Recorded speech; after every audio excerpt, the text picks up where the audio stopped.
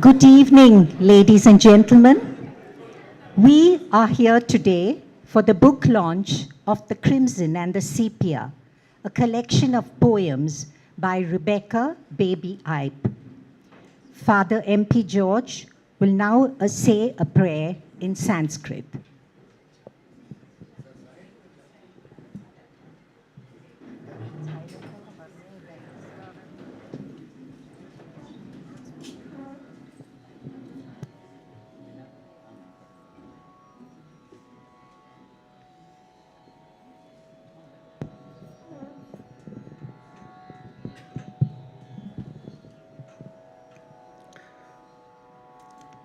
This is a Sanskrit shloka. It means, O Lord, you are the creator of all. You are the preserver. You are omnipresent, omnipotent. You are my father, mother, my brother and sister, and everything in my life. Before you, I bow my head.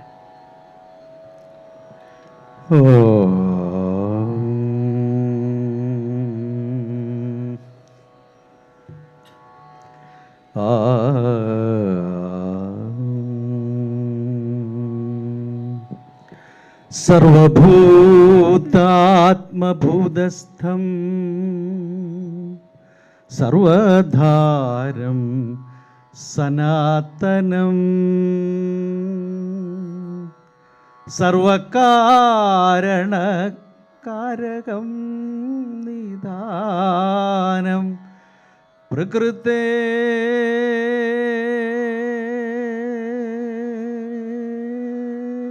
परम्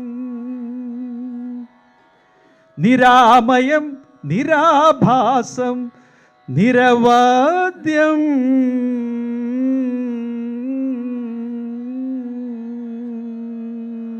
निरञ्जनं नित्यानन्दं निराकारम् अद्वैतम्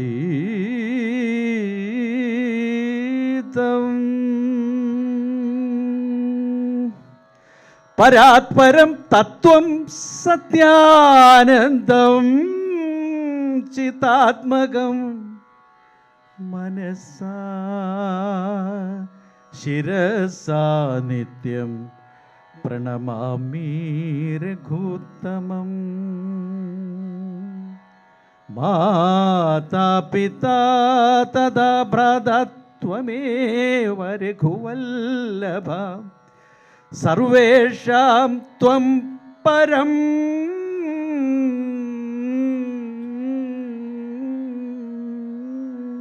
ब्रह्मं त्वन्मयं सर्वमेव हि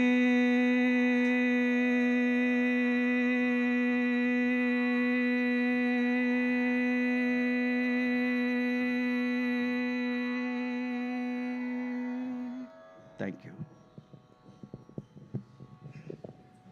Thank you, Acha.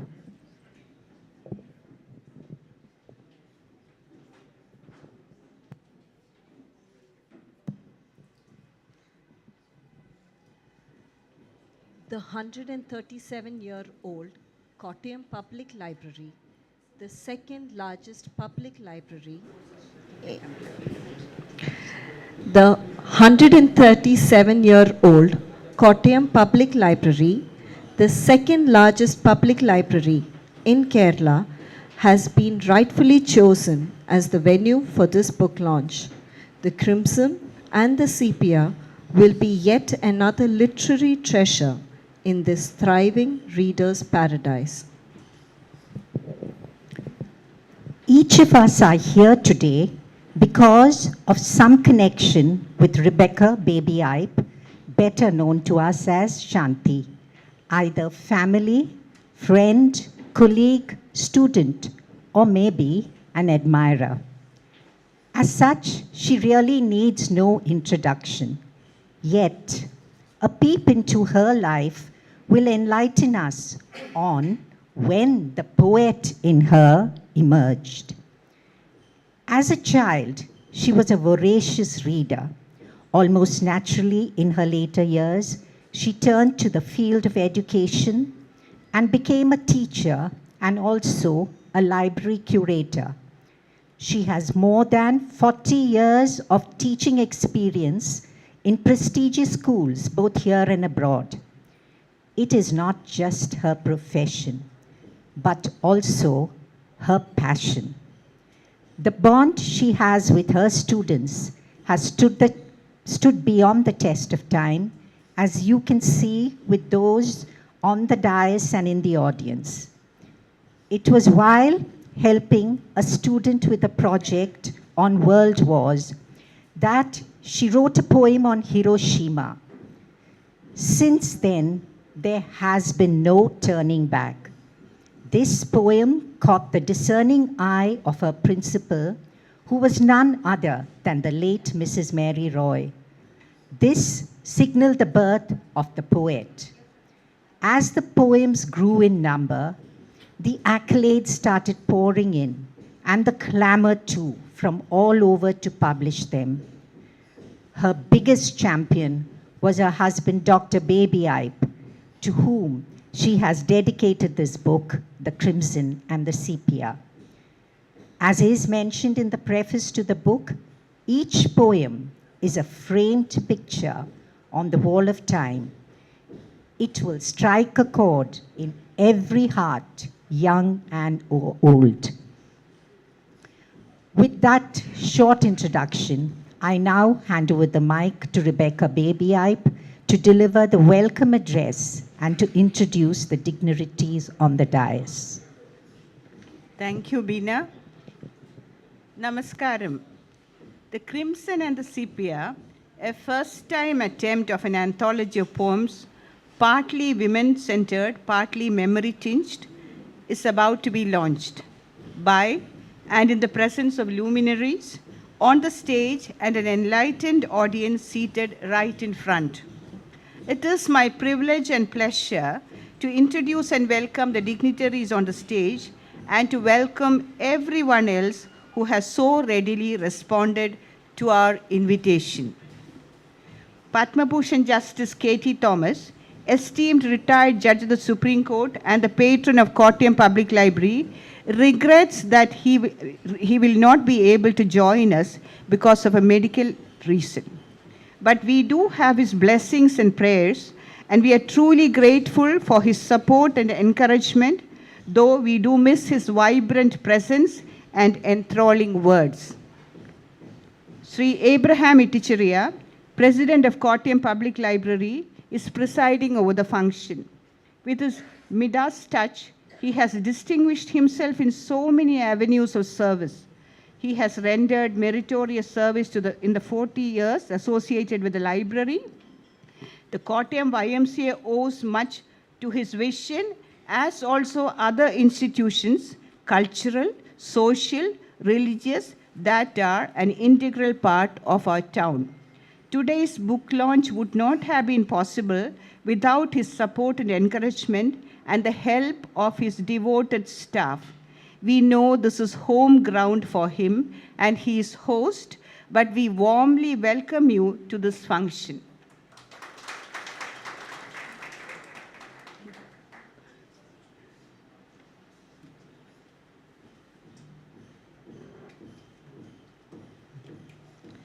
JAYARAJ, our chief guest, is a national and international award-winning movie director, script writer, and actor. Amongst his most notable movies, I'm sure the enlightened audience here would well know Ottal, Deshadanam, Loudspeaker, Bhayanagam, Karunam, just to name a few. The remarkable preface to the Crimson and the Sepia, titled Frames of Color, is penned by my good friend Sri JAYARAJ. It shows how well he has grasped the heart of the book. We know how busy you are, sir, and yet has made the time for doing the honors. We are so proud to welcome you.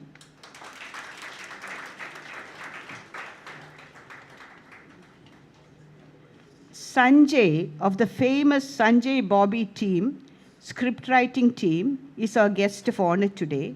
and another eminent son of Kottayam. He is my student. Young as he is, he has a long list of achievements. His movie script includes Ente Veeda Poovinte, Uyare, How Old Are You, Traffic, Mumbai Police, just to name a few. He is a recipient of 5 state awards. Dear Sanjay, a warm welcome.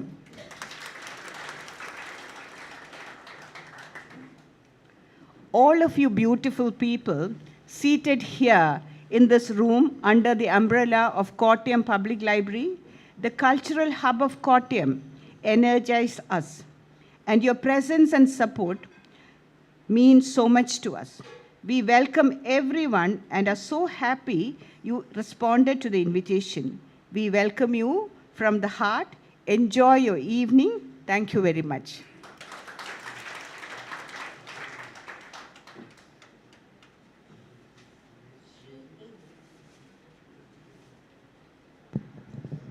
Shri Abraham ITTICHERIA, the President of the Kottayam Public Library, the Adhyakshan of this meeting, and one who has contributed in various aspects to the growth of Kottayam, will now deliver the presidential address.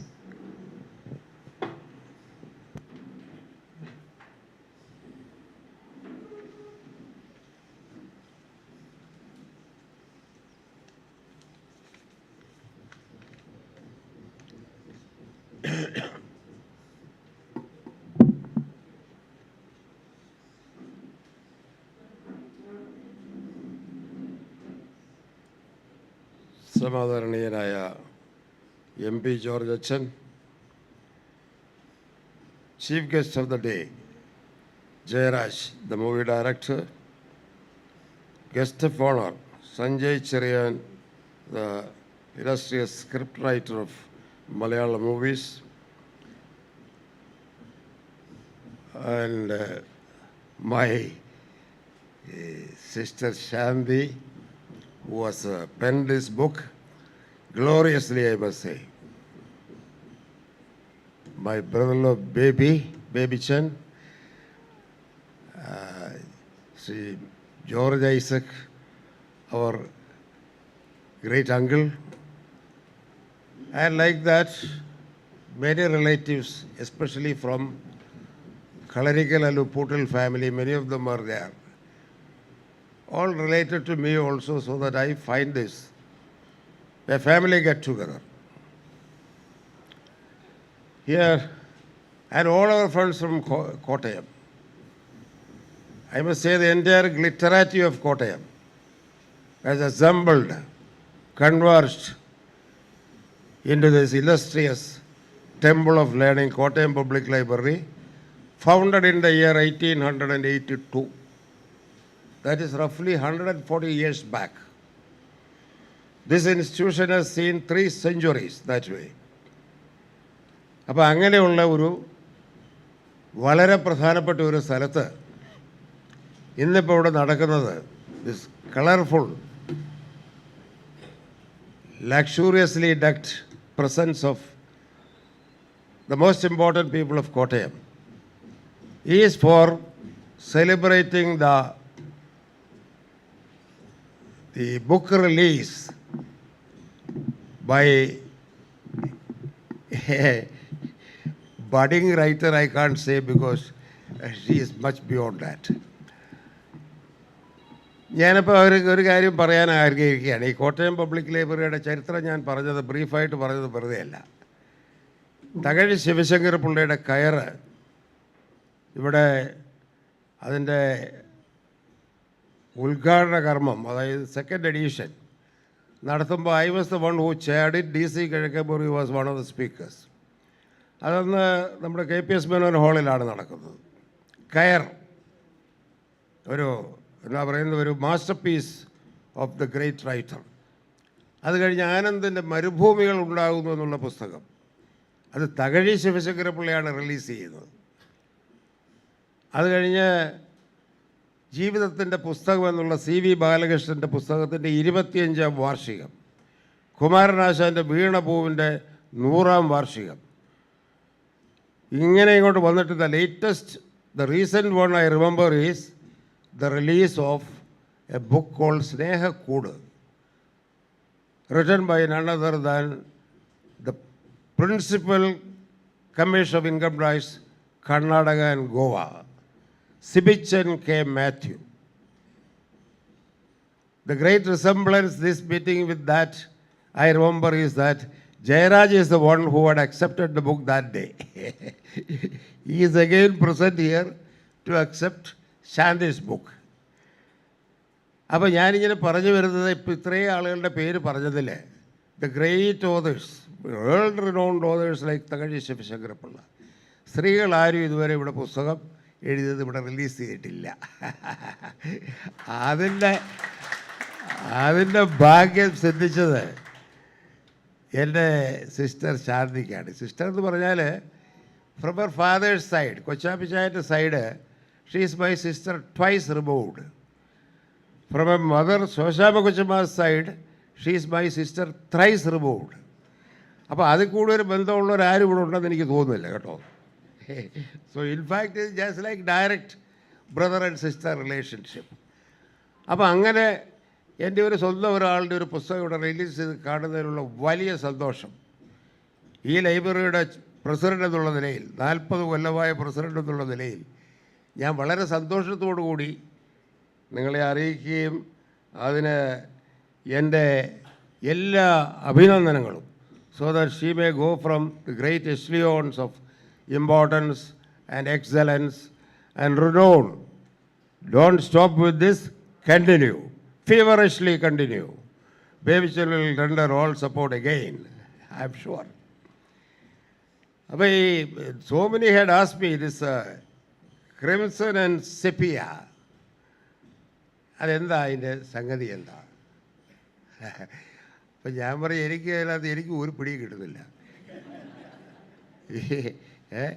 ഈ ഉമ്മ പറഞ്ഞ കയറ്, ആയുസിൻ്റെ പുസ്തകം, ഇതൊക്കെ പറഞ്ഞു കഴിഞ്ഞാൽ ആളുകൾക്ക് മനസ്സിലാകും, അല്ലെ മരുഭൂമികൾ ഉണ്ടാകുന്നു. ഇത് പറഞ്ഞിട്ട് ഒന്നും മനസ്സിലാകുന്നില്ല. അപ്പോൾ അങ്ങനെയുള്ള മനസ്സിലാകില്ലാത്ത കാര്യത്തെപ്പറ്റി ഷേക്സ്പിയർ പറഞ്ഞിട്ടുണ്ട്, ഒരു സംഗതി പറഞ്ഞിട്ടുണ്ട്. A mystery wrapped in A riddle inside an Enigma.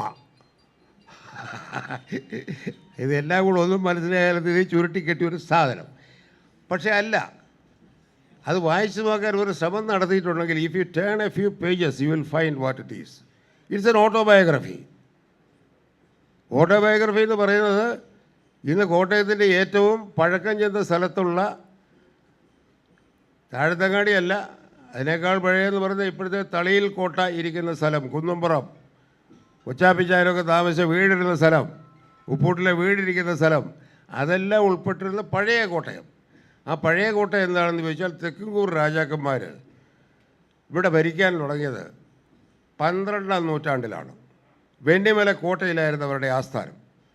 അവിടെ നിന്ന് പോർച്ചുഗീസുകാരുമായിട്ടുള്ള കുരുമുളക് കച്ചവടം തുടങ്ങിയപ്പോഴത്തേക്ക് സൗകര്യത്തിനായിട്ട് ഈ താഴത്തങ്ങാടി ആറ്റിൽ കൂടെ പത്തേമാരിയിൽ പുറക്കാടെന്ന് പറഞ്ഞാൽ ചേർത്തല എത്തിക്കുകയും അല്ലെങ്കിൽ കൊച്ചിയിൽ എത്തിക്കുകയും ചെയ്യുന്നതിനുള്ള സൗകര്യത്തിന് വേണ്ടി അവർ തലസ്ഥാനം ആദ്യം വാകത്താനത്തിന് മാറ്റി. വാകത്താനത്തിൻ്റെ പേര് നിങ്ങൾക്ക് പലർക്കും അറിയാൻ പാടില്ല, മണികണ്ഠപുരം. മണികണ്ഠ രാജാവിൻ്റെ പേരിലുണ്ടായിരുന്നു വാകത്താനം. അവിടെയായിരുന്നു ആദ്യത്തെ ഹെഡ് ക്വാർട്ടേഴ്സ്.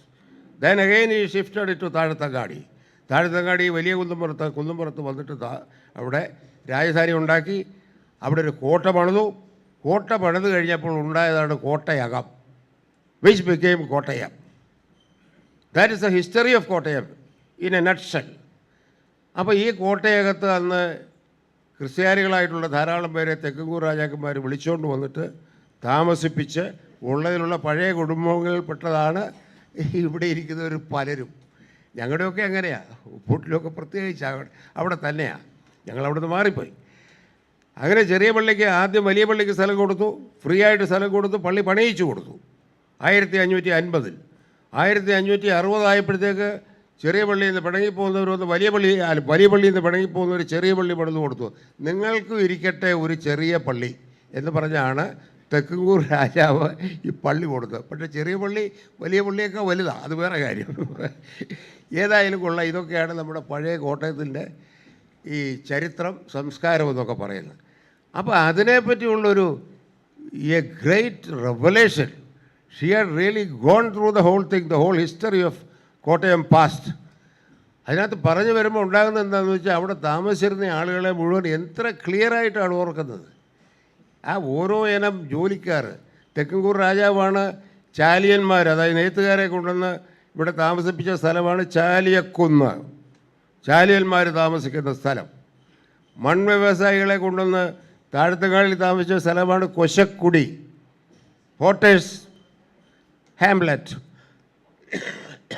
ഇങ്ങനെ ഇവരെ കൊണ്ടുവന്ന് താമസിപ്പിച്ചതിൻ്റെ ഫലമായിട്ട് വന്ന് താമസിച്ച ഒരു ജനസഞ്ചയം അവിടെ ഉണ്ടായിരുന്നു. അപ്പോൾ അവിടെ ജോലി ചെയ്യുന്നതിന് വേണ്ടി പലരെ ആവശ്യമുണ്ട്. ആ ജോലി ചെയ്യുന്നതിന് വന്നിരുന്ന വിവിധങ്ങളായിട്ടുള്ള രീതിയിൽ എല്ലായിരം സർവീസ് കൊടുക്കത്തക്ക രീതിയിൽ പറഞ്ഞ പോലെ ഈ നെയ്ത്തുകാർ, അതുപോലെ മൺപാത്രക്കാർ, കൊല്ലന്മാർ, തട്ടാന്മാർ, ഇങ്ങനെ എല്ലാ ഇനത്തിലുള്ള ആളുകളെ അവിടെ കൊണ്ട് താമസിച്ചതിൻ്റെ ഫലമായിട്ട് you had a cosmopolitan setup right over there. For every need that you have somebody would come over there to your house and do it for you. അപ്പോൾ ഇങ്ങനെയുള്ള കാര്യങ്ങളെപ്പറ്റിയുള്ള ചരിത്രം അറിയണമെന്ന് വരികയില്ല. ഈ ശാന്തിക്ക് ഇത് എങ്ങനെ ഇത് പിടികിട്ടി? കൊച്ചാപ്പിച്ചായൻ പറഞ്ഞതെന്നാണോ ജോജാവ് കൊച്ചു പറഞ്ഞതെന്ന് എനിക്കറിയാൻ വയ്യ. ഇത് എന്തായാലും കൊള്ളാം.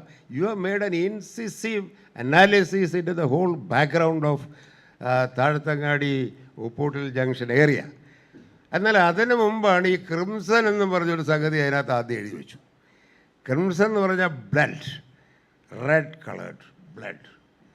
അതിൽ വന്നിരിക്കുന്ന പല കാര്യങ്ങളെന്ന് പറയുന്നത് വളരെ വളരെ സങ്കടകരമായ കുറച്ച് കാര്യങ്ങളാണ് പറഞ്ഞിരിക്കുന്നത്. ഈ നെർവ് ടിംഗ്ലിങ്, സ്പൈൻ ചില്ലിങ് എന്നൊക്കെ പറയാവുന്ന രീതിയിലുള്ള ബ്രെയിൻ സ്റ്റോമിങ് ആയിട്ടുള്ള കുറേ കാര്യങ്ങളാണ്. നമ്മളെ ഇരുത്തി ചിന്തിപ്പിക്കും, വിഷമിപ്പിക്കും, രാത്രിയിൽ ഉറക്കം കെടുത്തുന്ന രീതിയിലുള്ള കുറച്ച് കാര്യങ്ങൾ പറഞ്ഞിട്ടുണ്ട്. ആൻ ഓർഫൻ ഓവർനൈറ്റ്, അപ്പു എന്ന് പറയുന്ന പയ്യൻ്റെ കാര്യം പറയുന്നുണ്ട്. Devastation, destruction and that kind of havoc that has happened during the flood. അതേതായാലും അത് കൂട്ടിക്കലെ കാര്യമല്ല പറയുന്നത്. ശാന്തി പറയുന്ന മറ്റേതോ ഒരു കവളം പറയാണ്. അത് കൂട്ടിക്കലൂടെ മീൻ ഈ better I would say, because there the damage was greater. 2 നില കെട്ടിടത്തിൻ്റെ മുകളിൽ വരെ വെള്ളം കയറുന്ന ആൾക്കാർ ഇവിടെ വന്ന് പബ്ലിക് ലൈബ്രറിയുടെ 2.5 ലക്ഷം രൂപ സ്വീകരിച്ച് കൊണ്ടുപോയിട്ടുണ്ട് 5 വീട് വെക്കുന്നതിന് വേണ്ടി. ഞങ്ങൾ കൊടുത്തതാണ്. 2 നില കെട്ടിടത്തിൻ്റെ മുകളിൽ വരെ വെള്ളം കയറിയവർ. The whole thing has been destroyed, ripped away from the place. 2 ലൈബ്രറികൾ മുഴുവൻ തകർന്നു പോയിട്ട് 800 പുസ്തകങ്ങൾ ഇവിടുന്ന് കൊടുത്തു. അപ്പോൾ ഇതുപോലുള്ള ഡിവാസ്റ്റേഷൻ്റെ കാര്യം നല്ല ഭംഗിയായ ഭാഷയിൽ lucid and clearly she has presented, which will be worth reading, but it will be painful reading. അത് കഴിഞ്ഞിട്ട്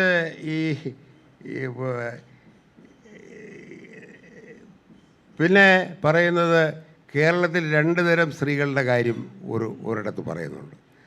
അത് ഒരു സെറ്റെന്ന് പറയുന്ന ആരാന്ന് ചോദിച്ചാൽ ഈ captain Lakshmi, justice Anna Chandy, doctor Mary Punnen Lukose of Chowkkaparambil, Kamala Das, ഇങ്ങനെയുള്ള എന്തിനും ആരോടും എപ്പോഴും യുദ്ധം ചെയ്യാൻ തയ്യാറായിട്ടുള്ള കുറേ സ്ത്രീകൾ, മേരി റോയി ആ കൂട്ടത്തിൽ പെടുത്തിയിട്ടുണ്ട്. അപ്പോൾ ഇങ്ങനെ വരുന്ന ആ ഒരു കാലഘട്ടത്തിൽ അതേസമയത്ത് യാതനകൾ, കൊടും യാതനകൾ അനുഭവിച്ചുകൊണ്ട് ഭർതൃഗൃഹത്തിൽ ചെന്നതിന് ശേഷം ഈ കൊടുത്തിട്ടുള്ള സ്ത്രീധന പണത്തിൻ്റെ പേരിലുള്ള ദ ഗ്രേറ്റ് ട്രബിൾസ് ദേ അണ്ടർടുക്ക് ഉള്ള സ്ത്രീകൾ മറ്റേ വശത്ത് ധാരാളം യാതനകൾ അനുഭവിച്ചുകൊണ്ട് കഴിയുന്ന ധാരാളം സ്ത്രീകൾ. അതേസമയത്ത് ഒരു യാതനയെ അനുഭവിക്കാതെ എല്ലാത്തിനെതിരെയും ശക്തമായി പോരാടുന്ന രീതിയിലുള്ള, മുമ്പ് പറഞ്ഞ രീതിയിലുള്ള ഈ കമലാദാസ് തുടങ്ങിയിട്ടുള്ള രീതിയിലുള്ള മാധവിക്കുട്ടി പോലുള്ള ആളുകൾ. ഇങ്ങനെ ഇവരെ രണ്ടായിട്ട് നല്ല ഭംഗിയായിട്ട് വരച്ച് കാണിച്ചിട്ടുണ്ട്. പിന്നെ പറഞ്ഞിരിക്കുന്ന Hathras girl, how she was dismembered in the street. It is real painful reading.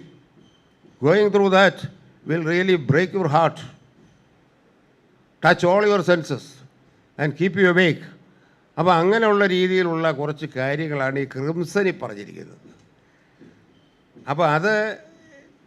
അപ്പോൾ ഞാനീ പറഞ്ഞപ്പോൾ സെപ്പിയ എന്ന് പറഞ്ഞു കഴിഞ്ഞാൽ വാസ്തവത്തിൽ റെഡിഷ് ബ്രൗൺ എന്ന് വേണേൽ പറയാം, ലൈറ്റർ കളറാണ്. മറ്റേ പോലെയുള്ള കാര്യങ്ങളൊന്നും വരുന്നില്ലെങ്കിൽ പോലും അവിടെയാണ് തുടങ്ങുന്ന സംഗതികൾ. കോട്ടയത്തിൻ്റെ autobiography, long loss life experience, unique individuals, old Kottayam and Thaliyil Kotta. Thekkumkur രാജാവ് ഈ പറഞ്ഞ പോലെ 1550 ഇവിടെ താഴത്തങ്ങാടിയിൽ വന്ന് ഈ വലിയ കുന്നംപുറത്ത് കോട്ടയുണ്ടാക്കുന്നു. 1760 മാർത്താണ്ഡവർമ്മ മഹാരാജാവ് രാമയ്യൻ ദളവായെയും ഡിലനായിയെയും പിന്നെ അതുപോലുള്ള ആളുകളെ അയച്ചിട്ട് ഇത് മുഴുവൻ കൊത്തളങ്ങൾ മുഴുവൻ നശിപ്പിച്ച് തകർത്ത് ഇത് വെറും വിജനപ്രദേശമാക്കി മാറ്റിയിട്ട് പോയ സ്ഥലമാണ് കോട്ടയം. പിന്നെ ഇവിടെ ഒന്നുമില്ലായിരുന്നു. It was absolute wilderness. അപ്പോൾ അവിടെ നിന്നാണ് പിന്നെ ബെഞ്ചമിൻ ബെയ്ലിയൊക്കെ വന്നതിന് ശേഷം ഇവിടെ ഉണ്ടായിട്ടുള്ള മാറ്റം ഉണ്ടായി. CMS കോളേജ് വരുന്നു, ഇങ്ങനെയുള്ള കാര്യങ്ങൾ വരുന്നു. അപ്പോൾ 1760 തൊട്ട് 1815 വരെയുള്ള കാലഘട്ടത്തിൽ കോട്ടയം വാസ് അബ്സല്യൂട്ട്ലി ഒരു എന്താ പറയുക ശ്മശാന മൂകത എന്ന് പറയാവുന്ന the peace of the cemetery അങ്ങനെയുള്ള രീതി കഴിഞ്ഞിരുന്നൊരു സ്ഥലമാണ്. അപ്പോൾ ഈ കാലഘട്ടത്തിലെല്ലാം ഈ തെക്കൻകൂർ രാജാവ് കൊണ്ടുവന്നിട്ടുള്ള ആൾക്കാർ അവരുടെ ജോലികൾ ചെയ്ത് അവരവിടെ ജീവിച്ചു വരികയാണ്. അപ്പോൾ ആ കൂട്ടത്തിൽ പറഞ്ഞിരിക്കുന്നത് വലിയ രസമുള്ള കാര്യം, ഈ സ്വന്തം കാര്യം പറഞ്ഞിട്ടുണ്ട്. കൊച്ചാപ്പിച്ചായം 12 സ്വർണ്ണവളകൾ ഒരു ദിവസം പോക്കറ്റിൽ നിന്ന് എടുത്ത് കയ്യിൽ അണിയിപ്പിച്ച് അതിൽ 2 എണ്ണം ഇപ്പോൾ കയ്യിലുള്ളൂ. ബാക്കി 10 എണ്ണം കൊടുത്തു കളഞ്ഞൊന്നുമല്ല, അത് പുതിയ ഫാഷൻ അനുസരിച്ച് മാറ്റിയെടുത്ത് കളഞ്ഞു. അപ്പോൾ ഏതായാലും കൊള്ളാം, 12 വള ഒരുമിച്ച് കൊടുക്കുക. ഇതൊക്കെ ഇപ്പോൾ ചിന്തിക്കാൻ ഒക്കുന്ന കാര്യമാണ് നമുക്കൊക്കെ. 12 വള മകൾക്ക്, പ്രിയപ്പെട്ട മകൾക്ക് കൊണ്ട് കൊടുത്തു. വിനോദം അറിഞ്ഞിട്ടുണ്ടോ? ഇല്ല. അപ്പോൾ അത് കഴിഞ്ഞ് വരുന്നത് അവിടെ ഒരു പാറാണ്ടൻകുഴി വൈദ്യൻ്റെ കാര്യം പറഞ്ഞത്. ഇപ്പോൾ ഇവിടെ എനിക്ക് തോന്നുന്നില്ല ആർക്കെങ്കിലും മനസ്സിലാക്കിക്കോളൂ ഈ പാറാണ്ടൻകുഴി വൈദ്യൻ എന്ന് പറഞ്ഞാൽ എന്തോന്നാണ്. എനിക്ക് മനസ്സിലായി. കാര്യം എന്താണെന്ന് വെച്ച് കഴിഞ്ഞാൽ എൻ്റെ വീട്ടിൽ ഒരുപാട് കുറിപ്പടി ഇരിപ്പുണ്ട് പാറാണ്ടൻകുഴി വൈദ്യൻ്റെ. എൻ്റെ വല്യമ്മയാണെന്ന് എഴുതിപ്പിച്ച് ആ വല്യമ്മയുടെ അനിയത്തിയാണ് ഇവിടെ പാറാണ്ടൻകുഴി വൈദ്യനെ കൊണ്ട് മറ്റേ കുറിപ്പടികൾ എഴുതിപ്പിച്ചത്. സ്വന്തം അനിയത്തി, ചേട്ടത്തി അനിയത്തിമാർ. അപ്പോൾ ഈ പാറാണ്ടൻകുഴി വൈദ്യൻ എന്ന് പറയുന്നത് ഇപ്പം നമ്മുടെ അറുത്തോട്ടി പാലത്തിന് താഴെ അങ്ങോട്ട് ഇടിഞ്ഞു പോയ സ്ഥലത്ത് അങ്ങോട്ട് ചെല്ലുമ്പോൾ പാറാണ്ടൻകുഴി വീടുണ്ട്. ഈ അടുത്ത കാലത്ത് വരെ പാറാണ്ടൻകുഴിയിലെ ഒരു വലിയൊരു ഇവിടുത്തെ ഒരു പൊളിറ്റിക്കൽ നേതാവ് ഒരുത്തരുണ്ടായിരുന്നു, PC അലക്സാണ്ടർ പാറാണ്ടൻകുഴി. അത് കഴിഞ്ഞിട്ട് പിന്നെ ആരെയും ആ പേര് കേട്ടിട്ടില്ല.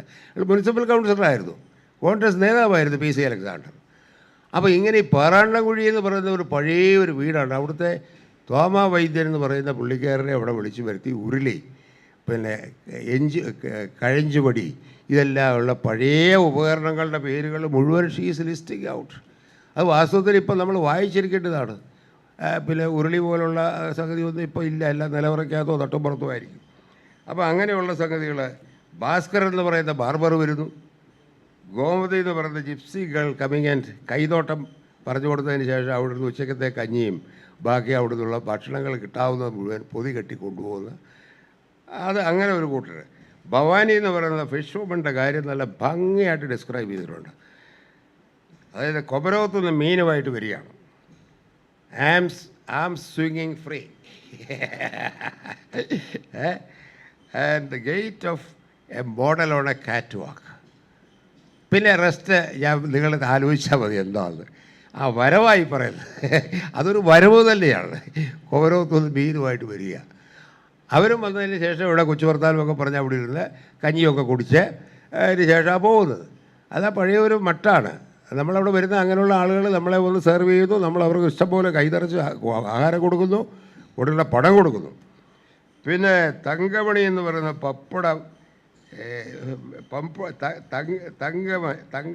തങ്കമ്മ എന്ന് പറയുന്ന പപ്പടം വെണ്ടർ, അനന്തൻ എന്ന് പറയുന്ന അവല് വിൽപ്പനക്കാരൻ, തങ്കച്ചേടത്തി എന്ന് പറയുന്ന ഹലുവക്കാരുത്തി. പിന്നെ മാമിച്ചേടത്തിയുടെ കാര്യം പിന്നെ പറയുന്നുണ്ട്. ഇപ്പോഴത്തെ തങ്കച്ചേടത്തിയെ ഞങ്ങളാരും ഓർക്കുന്നില്ല കേട്ടോ. പിന്നെ Thomman Varkey, the great cracker man. Thomman Varkey എന്ന് പറഞ്ഞാൽ വെടിക്കെട്ടിൻ്റെ ആശാൻ. അതിൽ കൂടെ ഒരാളില്ല. അതിൻ്റെ ചരിത്രം പറയുന്നുണ്ട്. തെക്കൻകൂർ രാജാവ് നേരണത്തുനിന്ന് കൊണ്ടുവന്നാണ് തൊമ്മൻ വർക്കിയുടെ വീട്ടുകാരെ. എന്നാ വെച്ചാൽ വെടിമരുന്ന് ഉണ്ടാക്കിയെടുത്തിട്ട് ഈ സൈന്യങ്ങൾക്ക് ഉപയോഗത്തിന് കൊടുക്കുന്നതിന് വേണ്ടി തൊമ്മൻ വർക്കിയുടെ വീട്ടുകാരെയാണ് ഉപയോഗിച്ചത്. പിൽക്കാലത്ത് വന്നപ്പോഴത്തേക്ക് അമ്പലങ്ങൾ ഇഷ്ടംപോലെ ഇവിടെയുണ്ട്, നമുക്ക് പെരുന്നാളുകൾ പള്ളിയിലുണ്ട്. അതിനെല്ലാം ഈ ക്രാക്കേഴ്സ് വേണം, പൂത്തിരി വേണം, മത്താമ്പ് വേണം, ഇതെല്ലാം വേണം. അപ്പോൾ തൊമ്മൻ വർക്കി ഇതിൻ്റെ ആളായിട്ട് അവിടെ മാറി. നമ്മൾ വെറും വെടിക്കെട്ടുകാരെന്നുള്ളതല്ലേ തൊമ്മൻ വർക്കി അറിയിച്ചിട്ടുള്ളൂ. പക്ഷേ ആ കുട്ടൻചേട്ടൻ എന്ന് പറയുന്ന ആൾ ഉപ്പൂട്ടിലെ നിത്യ സന്ദർശകരായിരുന്നു.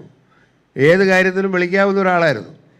അപ്പോൾ ഇതുപോലുള്ള ആളുകളുടെ ചരിത്രമാണ് ഇങ്ങോട്ട് പറയുന്നത്. ഈ ചരിത്രം ശാന്തി എഴുതിയില്ലെങ്കിൽ it would have been lost ever for Kottayam. അത് complete cross section of that society has been etched. That is an irrecoverable thing unless she had done it. അപ്പോൾ ഇങ്ങനെ ഓൾഡ് കോട്ടയത്തെ പറ്റി നമ്മളെ ഒരു ടൈം മെഷീനിൽ കയറ്റിക്കൊണ്ട് travelling backwards in time, that's what she has done. My great admiration, commendation, and all appreciation for the great effort you have taken. And you say occasionally somewhere that you are 73. You don't have to say that. No, nobody will think that you are 73. So please continue this thing. We will all give support. The whole public library will be there. ഞാൻ ഒരു കാര്യം കൂടെ പറഞ്ഞോട്ടെ. ഈ hall ഇതുവരെ വാടക കൊടുത്തിട്ടില്ല. ഇത് പുത്തനായിട്ടുണ്ടാക്കിയ ഒരു ഹോളാണ്. That has been commissioned entirely for Shanti.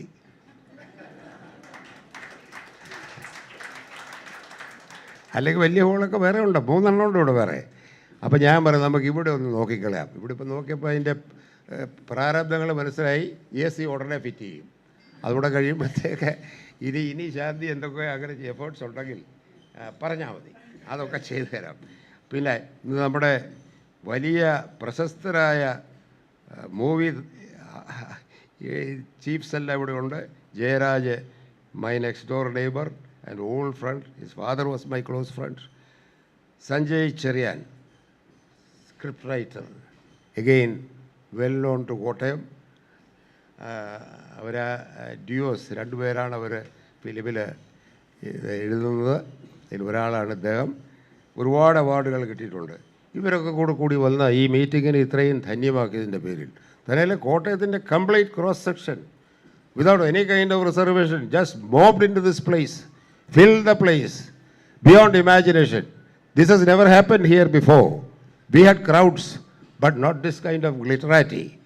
So my admiration for the great participation that you are rendering and also making the event supreme in the recent events in Kottayam.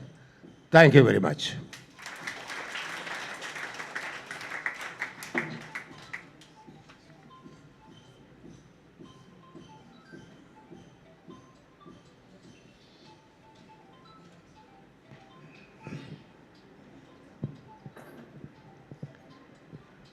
Eminent movie director, screenwriter, and producer Jayarajan Rajashekharan Nair, popularly known as JAYARAJ, is the recipient of many national and international awards.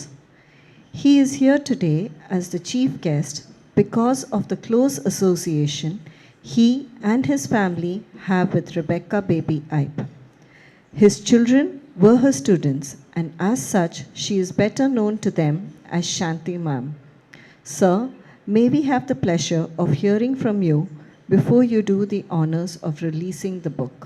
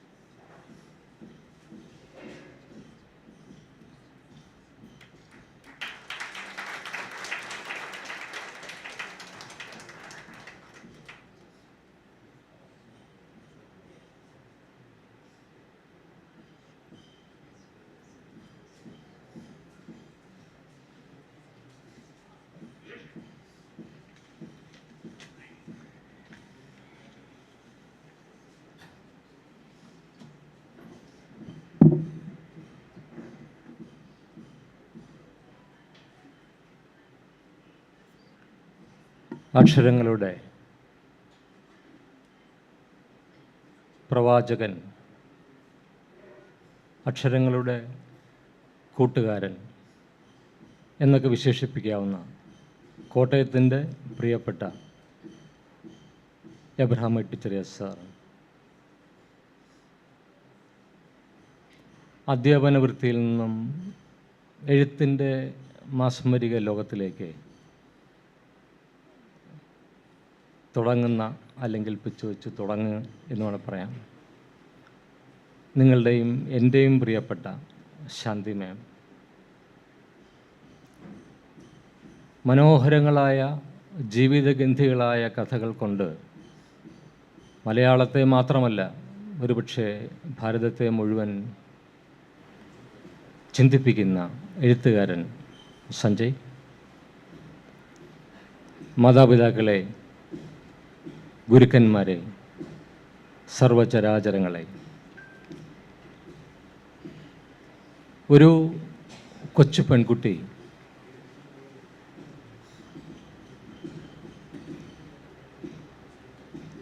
വീടിൻ്റെ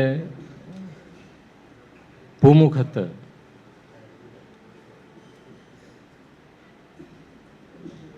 ഓടിച്ചാടി നടക്കുന്ന ഒരു കാലം. ആ ചുവരുകളിൽ മുഴുവൻ ചിത്രങ്ങളാണ്. ഒരുപക്ഷെ മഹാരാജാവിൻ്റെ ഉണ്ടാവാം, ഗാന്ധിജിയുടെ ഉണ്ടാവാം, ഒട്ടനവധി കഥാപാത്രങ്ങൾ ഫ്രെയിമിലായി നിൽക്കുന്നത് എൻ്റെയും മനസ്സിൽ ഓർമ്മകളായി നിലനിൽക്കുന്നു. അന്ന് നിറങ്ങളുണ്ടായിരുന്നില്ല. കറുപ്പും വെളുപ്പും അതിന് തന്നെ വ്യത്യസ്തങ്ങളായിട്ടുള്ള ഭംഗി തോന്നിയിരുന്നു. ഒരുപക്ഷെ കുറച്ചുകൂടെ സെപ്പിയ ചേർന്ന കളറിൽ കണ്ടിരിക്കാം. ചിലപ്പോൾ ആർട്ടിഫിഷ്യലായ കളറുകൾ ചേർത്ത് കളറുള്ള ചിത്രങ്ങളെപ്പോലെ അവതരിപ്പിച്ചിരിക്കാം. ഇന്ന് നമ്മുടെ സമൂഹത്തിൽ നിന്ന് ഒരുപക്ഷെ അതൊക്കെ അപ്രത്യക്ഷമായിക്കൊണ്ടിരിക്കുന്നു. ഞാൻ എൻ്റെ സിനിമാ ജീവിതത്തിൽ ഒരുപക്ഷെ ഏറ്റവും കൂടുതൽ എന്നെ ഇൻസ്പയർ ചെയ്തിട്ടുള്ളത് ഇതുപോലെയുള്ള ചിത്രങ്ങളാണ്. ഓരോ ചിത്രങ്ങളും ഓരോ ജീവിതങ്ങളാണ്. ഒരു കാലഘട്ടം നമ്മളുടെയൊക്കെ മനസ്സിൽ ഓർമ്മകളായി അവശേഷിക്കുന്ന, ഓർമ്മകൾ ഉള്ളിടത്തോളം കാലം കുറച്ച് കുറച്ചായി മാഞ്ഞു പോയിക്കൊണ്ടിരിക്കുമ്പോൾ ഒന്നൊന്നായി നമ്മളിലേക്ക് കടന്നു വരുന്ന പഴയ കാലം, അത് ഞാൻ ഓർക്കുകയായിരുന്നു. ഇവിടെ ചിത്രങ്ങൾക്ക് പകരം നിറങ്ങളാണ് ഫ്രെയിം ചെയ്തു വച്ചിരിക്കുന്നത്. നിറങ്ങൾ ഫ്രെയിം ചെയ്യുന്നത് എങ്ങനെ എന്ന് ഞാൻ ആദ്യമായി ചിന്തിച്ചു. അത് ശാന്തി മാമിൻ്റെ പുസ്തകം വായിച്ചതിന് ശേഷമാണ്. ഓരോ കവിതകളും എഴുതി കഴിയുമ്പോൾ അതാത് ദിവസങ്ങളിൽ തന്നെ എനിക്ക് ഫോണിൽ അയച്ചു തരും. ചോദിക്കും, എങ്ങനെയുണ്ട്? ഞാൻ പറഞ്ഞു, ഞാൻ ഓരോ കവിതകളിലൂടെയും ഓരോ കാലത്തിലേക്ക് പൊയ്ക്കൊണ്ടിരിക്കുകയായിരുന്നു, ഓരോ ജീവിതത്തിലേക്ക് എടുത്തെറിയപ്പെടുകയായിരുന്നു. അപ്പോഴാണ് ഈ നിറങ്ങൾ ഫ്രെയിം ചെയ്താൽ എങ്ങനെ ഇരിക്കും എന്നുള്ളൊരു തോന്നലുണ്ടാകുന്നത്. റഷ്യയിൽ ദോസ്തോവ്സ്കി ഞാൻ ഏറ്റവും ഇഷ്ടപ്പെടുന്ന എഴുത്തുകാരനാണ്. അദ്ദേഹത്തിൻ്റെ ജന്മസ്ഥലത്ത് പോകുമ്പോൾ അദ്ദേഹം ഇരുന്ന് എഴുതിയിരുന്ന സ്ഥലങ്ങളിലും അദ്ദേഹം ഉറങ്ങിയിരുന്ന സ്ഥലങ്ങളിലുമൊക്കെ ഇരുളിൻ്റെ വല്ലാത്ത സാമീപ്യം നമുക്ക് തോന്നും. നിശബ്ദത, വല്ലാത്ത നിശബ്ദതയിൽ ദോസ്തോവ്സ്കിയെ നമുക്ക് ഓർക്കാം. കാരണം ദോസ്തോവ്സ്കി എഴുതിയ ബ്രദർ കരമസോവും ക്രൈം ആൻഡ് പണിഷ്മെൻറ്റും ഒക്കെ നമ്മളുടെ മനസ്സിലേക്ക് കയറി വരികയാണ്.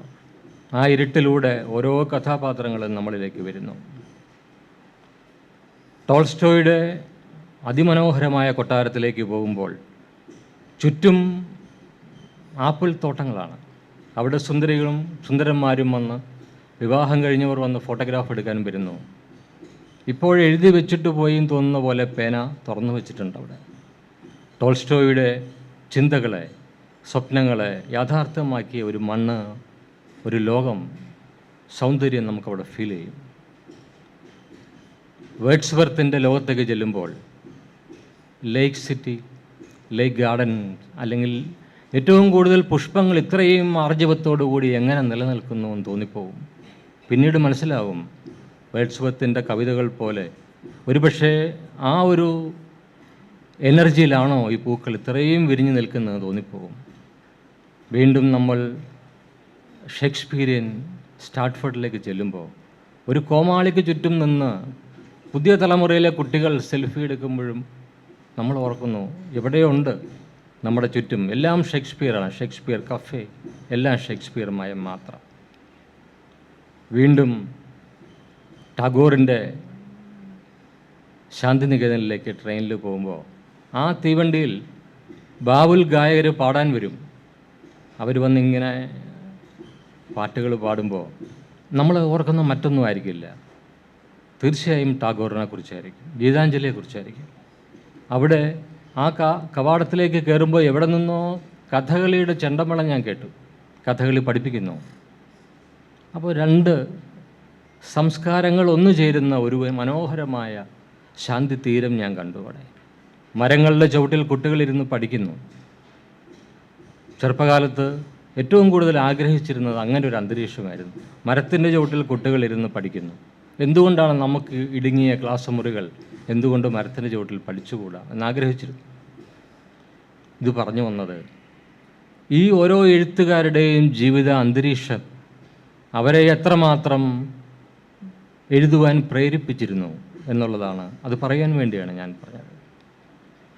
താഴത്തങ്ങാടി, ഇവിടെ ഇട്ടിച്ചെറിയ സാറ് പറഞ്ഞത് അദ്ദേഹത്തിന് അറിയാം പക്ഷേ എനിക്കറിയില്ലായിരുന്നു. ഞാൻ താഴത്തങ്ങാടി വള്ളംകളിയും ഒരുപക്ഷെ ഇന്ന് അവശേഷിക്കുന്ന ദുർബലങ്ങളായ അവശിഷ്ടങ്ങളും മാത്രമേ ഞാൻ കണ്ടിട്ടുള്ളൂ. പക്ഷേ താഴത്തങ്ങാടിയുടെ ഏറ്റവും സുന്ദരമായ ഒരു കാലം ഒരു കൊച്ചു പെൺകുട്ടി ഒന്നും അറിയാത്ത പ്രായത്തിൽ ഓടി നടക്കുമ്പോൾ മണത്തിലൂടെയും നിറങ്ങളിലൂടെയും ശബ്ദങ്ങളിലൂടെയും ഒക്കെ അവളുടെ ജീവിതത്തിലേക്ക് കടന്നു വരുന്ന കഥാപാത്രങ്ങൾ, ഈ കഥാപാത്രങ്ങൾ ഇല്ലാതാവുമ്പോൾ ലോകം ശൂന്യമല്ലേ എന്ന് ഞാൻ ചോദിക്കുകയാണ്. ഓരോ വ്യക്തികളും അവനെ എഴുതാൻ പ്രേരിപ്പിക്കുന്നത് അവൻ്റെ സെൻസിറ്റിവിറ്റിയാണ്. എത്രമാത്രം ഞാൻ ശക്തനാണ് എന്ന് പറയുന്നത് ഏറ്റവും വലിയ അനുഗ്രഹമാണെന്ന് എനിക്ക് തോന്നുന്നില്ല.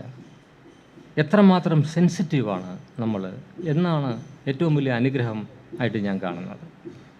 Sensitivity to the core. മറ്റുള്ളവൻ്റെ വേദന നമ്മുടെ വേദനയായി മാറുന്ന അവസ്ഥ, അത് തന്നെയാണ് ഇവിടെ കണ്ടത്. ചുവന്ന ഫ്രെയിമിൽ കാണുന്ന ചിത്രങ്ങൾ അങ്ങനെയാണ്. ഓരോ ദിവസവും പത്രത്തിൽ കാണുന്ന വാർത്തകൾ നമ്മളെ പിച്ച് ചീന്തുകയാണ്. നിരാലംബരായ പെൺകുട്ടികൾ നിലവിളിച്ചുകൊണ്ട് ഓടുമ്പോൾ എൻ്റെ വീട്ടിലെ അല്ലല്ലോ എന്നോർത്ത് സമാധാനിക്കുന്നു. പക്ഷേ ഉറങ്ങാൻ കഴിയുന്നില്ല. അതുതന്നെയാണ് മനസ്സിന് ഏറ്റവും കൂടുതൽ സെൻസിറ്റിവിറ്റിയുള്ള ഒരു പെൺകുട്ടിയുടെ അല്ലെങ്കിൽ ഒരു മനസ്സിൻ്റെ ഏറ്റവും വലിയ എക്സ്പ്രഷൻ.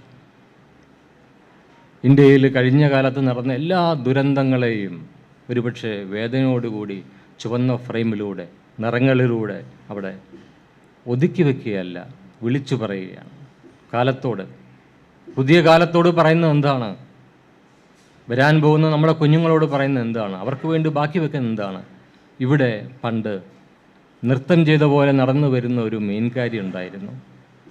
പപ്പടം കൊണ്ടുവരുന്ന ഒരാളുണ്ടായിരുന്നു. കഥകൾ പറഞ്ഞുകൊണ്ട് മുടി വെട്ടുന്ന ഒരു ബാർബറുണ്ടായിരുന്നു. ആകാശത്ത് അത്ഭുതങ്ങൾ കാണിക്കുന്ന ചൈനീസ് പടക്കങ്ങളല്ല, ആകാശത്ത് ഏറ്റവും കൂടുതൽ അത്ഭുതങ്ങൾ കാണിച്ച ഒരു തൊമ്മമർക്കി എന്ന് പറയുന്ന ഒരു വെടിക്കെട്ടുകാരൻ എത്ര മനോഹരമായി ഫിഡില് വായിച്ചിരുന്നു എന്നാണ് പറഞ്ഞത്. ധന്വന്തരി ആയുർവേദത്തിൻ്റെ ഏറ്റവും സുന്ദരമായ കാഴ്ച, ആ അമ്മുമ്മ ഒക്കെ എൻ്റെ മനസ്സിലിങ്ങനെ നിറഞ്ഞു നിൽക്കുകയാണ്. ആ അരിഷ്ടവും അല്ലെങ്കിൽ ലേഹ്യമൊക്കെ ഉണ്ടാക്കുന്ന ആ വീടിൻ്റെ അന്തരീക്ഷം, ആ ചടുലത, അതേപോലെ തന്നെ ഓരോ വെളുത്തിട്ടും ഇതിൽ കൂടുതൽ എങ്ങനെ വെളുക്കും, അത്രയും സുന്ദരമായി വെളുപ്പിച്ചു കൊണ്ടുവരുന്ന കഥകളിലൂടെ ഓരോ കഥാപാത്രങ്ങൾ കടന്നു വരുമ്പോഴും ഒരു കഥയുമുണ്ട്, ഒരു ജീവിതവുമുണ്ട്. കാരണം അവർ വന്ന് അവിടെ ഇരുന്ന് ചുറ്റുപാടുമുള്ള മുഴുവൻ കഥകളും പറഞ്ഞിട്ടാണ് പോകുന്നത്. അവരാരും അവരെക്കുറിച്ചല്ല പറഞ്ഞിരുന്നത്, അവരുടെ ജീവിതത്തെക്കുറിച്ചല്ല പറഞ്ഞിരുന്നത്, മറ്റ് കഥകളെക്കുറിച്ചാണ്. ഇത് മുഴുവൻ ഒളിച്ചിരുന്ന് അല്ല മാറിയിരുന്ന് കേൾക്കുന്ന കൊച്ചുകുട്ടി ആ മൂക്കിലേക്ക് കടന്നു വരുന്ന ഒരുപക്ഷെ അരിഷ്ടത്തിൻ്റെ ഗന്ധം, ഒരുപക്ഷെ പപ്പടം വറക്കുന്ന ഗന്ധം, അമ്മൂമ്മയുടെ പെട്ടിക്കുള്ളിൽ ഒരു കൊച്ചു കസ്തൂരിപ്പെട്ടി പോലെ അത് തുറക്കുമ്പോൾ നമ്മൾ അനുഭവിക്കുന്ന ലോകത്തിലെ ഏറ്റവും സുന്ദരമായ ഗന്ധം പോലെ നമ്മളിൽ അവശേഷിക്കുന്ന കുറച്ച് ഗന്ധം, ഇതല്ലേ നമുക്കിപ്പം നഷ്ടമാകുന്നത്. ഈ സമയത്ത് നമ്മളുടെ പുതിയ തലമുറയ്ക്ക് കുഞ്ഞുങ്ങൾക്ക് പകർന്നു കൊടുക്കുവാൻ നമ്മൾക്ക് എന്ത് ഗന്ധമാണുള്ളത് ചോദിക്കാം. എനിക്കറിയാം, എൻ്റെ മുത്തശ്ശിയുടെ മൽമൽ മുണ്ടിൻ്റെ, പശ ചേർന്ന മുണ്ടിൻ്റെ നടക്കുമ്പോഴുള്ള ശബ്ദം, മണം, ഭാഗവതം തുറക്കുമ്പോഴുള്ള പുസ്തകത്തിൻ്റെ മണം, ഭസ്മത്തിൻ്റെ മണം, അമ്മയുടെ അടുക്കള, എന്നും കരിപുരണ്ട അടുക്കള, ഒരിക്കലും അമ്മയ്ക്കൊന്ന് വൃത്തിയായി നടന്നുകൂടെ എന്ന് ചോദിക്കാൻ തോന്നുന്ന, അമ്മ ഒട്ടും പ്രസൻറ്റബിൾ അല്ലെന്ന് തോന്നുന്ന കാലം, എന്നും അടുക്കളയിൽ കഴിയുന്ന അമ്മയുടെ പലവ്യഞ്ജനപ്പെട്ടി തുറക്കുമ്പോൾ ഒരുപാട് കള്ളുകളുണ്ട്. അതിൽ പെരുംജീരകമുണ്ട്, ഏലക്കയുണ്ട്, ഒരുപാട് തക്കോലം, അതിലില്ലാത്ത ഒന്നുമില്ല. ഭാഗവതത്തിൽ പറഞ്ഞിരിക്കുന്ന പോലെയാണ്, ലോകത്തില്ലാത്ത പലതും ഇതിൽ കണ്ടേക്കാം, പക്ഷേ ഇതിലില്ലാത്ത ഒന്നും ലോകത്തില്ല എന്ന് പറയുന്നത് പോലെ ഒരു പലവ്യഞ്ജനപ്പെട്ടിയാണ്. അതാണ് ശാന്തി മാമിൻ്റെ മനസ്സാണത് ഞാൻ കാണുന്നത്. ആ സൗരഭ്യത്തിലൂടെ, വ്യത്യസ്തമായ ഗന്ധങ്ങളിലൂടെ, ജീവിതത്തിലുള്ള സ്പർശങ്ങളിലൂടെ നമ്മളെ മനസ്സിനെ സ്പർശിക്കുന്നു. എവിടെയോ അലറുന്ന ഒരു പെൺകുട്ടിയുടെ വേദന നമ്മളിലേക്ക് പകർന്നു തരുന്നു. എത്ര സുന്ദരമായൊരു മനസ്സാണ് ശാന്തി മാമിൻ്റേത്. കുട്ടികൾ ഒരു ലൈബ്രറി വേണം. നമ്മുടെ സ്കൂളിൽ, മാർബസാലിയ സ്കൂളിൽ ലൈബ്രറി വേണം, മറ്റൊന്നുമില്ലെങ്കിലും വേണ്ട. അവിടെ പുതിയ ബിൽഡിങ്ങുകൾ പണിയണം എന്ന് പറയുമ്പോഴും വേണ്ട, നമുക്കൊരു ലൈബ്രറി വേണം. പുസ്തകങ്ങളെ അത്ര സ്നേഹിക്കുന്നു. കാരണം കഥകളിലൂടെ, കഥാപാത്രങ്ങളിലൂടെ ജീവിതമാണ് നമ്മൾ അനുഭവിക്കുന്നത്. ഒരു ഓട്ടോബയോഗ്രഫി വായിക്കുമ്പോൾ ഒരു വ്യക്തിയുടെ ജീവിതത്തിലൂടെ നടന്ന മുഴുവൻ കാര്യങ്ങളും, അവൻ്റെ ഇല്ലായ്മകളും ഉണ്ടായിരുന്നതും എല്ലാം പുറത്ത് ലോകത്തെ അറിയിക്കുവാൻ ഒരു കൊച്ചുകുട്ടിക്ക് കഴിയണമെങ്കിൽ അവൻ വായിക്കണം. എത്രമാത്രം നമ്മുടെ കുട്ടികൾ വായിക്കുന്നു. ഈ അടുത്ത ദിവസം പത്രത്തിലുണ്ടായിരുന്നു, ഏറ്റവും കുറവ് കുട്ടികൾ വായിക്കുന്നത് നമ്മുടെ നാട്ടിൽ. പക്ഷേ അങ്ങനെ ആയിരുന്നില്ല. ഒരുപക്ഷെ പള്ളിക്കൂടം സ്കൂളിൽ ഏറ്റവും കൂടുതൽ, ഏറ്റവും ചലഞ്ചിങ് ആയിട്ടുള്ള ഇന്ത്യയിലെ കുട്ടികളുണ്ടായത് അവിടെ ശാന്തി മാം ഉണ്ടായിരുന്ന കാലത്തെ ലൈബ്രറി ഉണ്ടായിരുന്നതുകൊണ്ടാണെന്ന് ഞാൻ വിശ്വസിക്കുന്നു.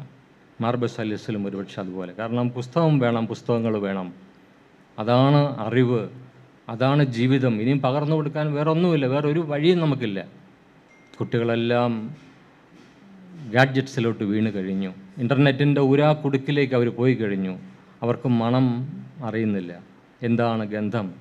ചുറ്റും നിൽക്കുന്ന നിശാഗന്ധികൾ പൂക്കുന്നത് എന്ത് രാത്രിയിൽ പൂക്കുന്ന പൂവാണോ, അതിൻ്റെ മണം പവിഴമല്ലിയാണെങ്കിൽ അത് പവിഴമല്ലിയാണ്. വീണ് കിടക്കുന്ന പവിഴമല്ലി പൂക്കളുടെ ഇടയിലൂടെ അവർ കാണാത്ത പോലെ നടക്കുന്നു. കാരണം കാണാൻ സമയമില്ല. അവർ നോട്ടം മുഴുവൻ ഗാഡ്ജറ്റ്സിലേക്കാണ്. അതുകൊണ്ട് അത് സാംശീകരിച്ചു വെക്കുവാൻ ശാന്തി മാമിൻ്റെ പലവ്യഞ്ജനപ്പെട്ടി നമുക്ക് വേണം. ഇത് അനുഭവങ്ങളുടെ ഒരുപക്ഷെ പുതിയ തലമുറയ്ക്ക് സമർപ്പിക്കുന്ന അവരുടെ ജീവിതം തന്നെയാണ്. ശാന്തി മാമിൻ്റെ ജീവിതം, ഇതിലപ്പുറം ജീവിതമില്ല. അവസാന നിമിഷത്ത് മനസ്സിലെ ഓർമ്മകൾ പോകുമ്പോഴും ഈ ഓർമ്മകളൊക്കെ ആയിരിക്കും ബാക്കിയുണ്ടാവുക. നമ്മൾ നേടിയ നേട്ടങ്ങളൊന്നും ആവില്ല. നമ്മൾ കണ്ടു മറന്ന ഈ കൊച്ചു ജീവിതങ്ങളും ജീവിതഗന്ധികളായ മുഖങ്ങളും നമ്മളുടെ മനസ്സിൽ ഇങ്ങനെ പകർന്നു വരും. നമുക്കും നമ്മുടെ മക്കൾക്ക് അത് പകർന്നു കൊടുക്കാം. ഈ പുസ്തകത്തിൻ്റെ ഒരു കോപ്പി വാങ്ങിക്കൊടുക്കുമ്പോൾ ഒരുപക്ഷെ അവർ വായിക്കുമ്പോൾ അവർ ചോദിക്കും, എന്താണ് അമ്മേ ഇത്, എന്താണ് പപ്പടം, എന്താണ് ധന്വന്തരം, എന്താണ് ഈ പറഞ്ഞ കാര്യം, എന്താണ് ഈ ഫയർ വർക്ക്സ് കാണിച്ചു എന്ന് പറഞ്ഞ ആൾ എങ്ങനെയാണ് ഇത് വായിക്കുന്നത്. ഓരോന്നും ഇത് തീർച്ചയായും കാലത്തിൻ്റെ സാക്ഷ്യപത്രം പോലെ നമ്മളുടെ മുന്നിലേക്ക് തന്ന ഒരു മനസ്സിൻ്റെ ഏറ്റവും സെൻസിറ്റീവായിട്ടുള്ള ഒരു മനസ്സിൻ്റെ ഒരു കാഴ്ചദ്രവ്യമാണ്. നമുക്ക് നമ്മുടെ ചെപ്പിൽ സൂക്ഷിക്കാം, എന്നും സുഗന്ധം പരത്തുന്ന കസ്തൂരിച്ചെപ്പ് പോലെ. പക്ഷേ ഇതൊരു തുടക്കമാണ്. ഈ സുന്ദരമായ മനസ്സുകൊണ്ട് ഇനിയും എഴുതണം, എഴുതി ജീവിതത്തിൽ മനസ്സിലും ഉള്ളതിനോട് മുഴുവൻ പുസ്തകത്തിലേക്ക് ആക്കണം. ഓർമ്മകൾ നഷ്ടപ്പെടുന്നതിന് മുൻപ് നമുക്കത് ചെയ്യാൻ ബാക്കിയുള്ളൂ. നന്ദി, നമസ്കാരം, സന്തോഷം.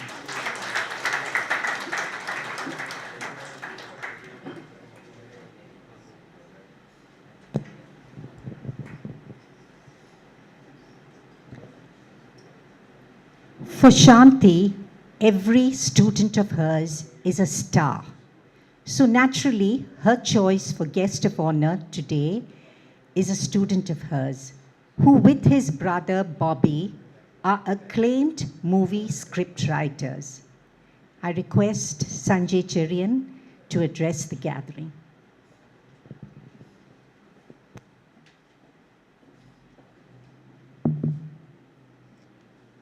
ശാന്തി ഐപ്പ് എന്നു പേരുള്ള ഞങ്ങളുടെ മിസ്സസ് ഐപ്പ്, എബ്രഹാം ഇട്ടിച്ചെറിയ സർ,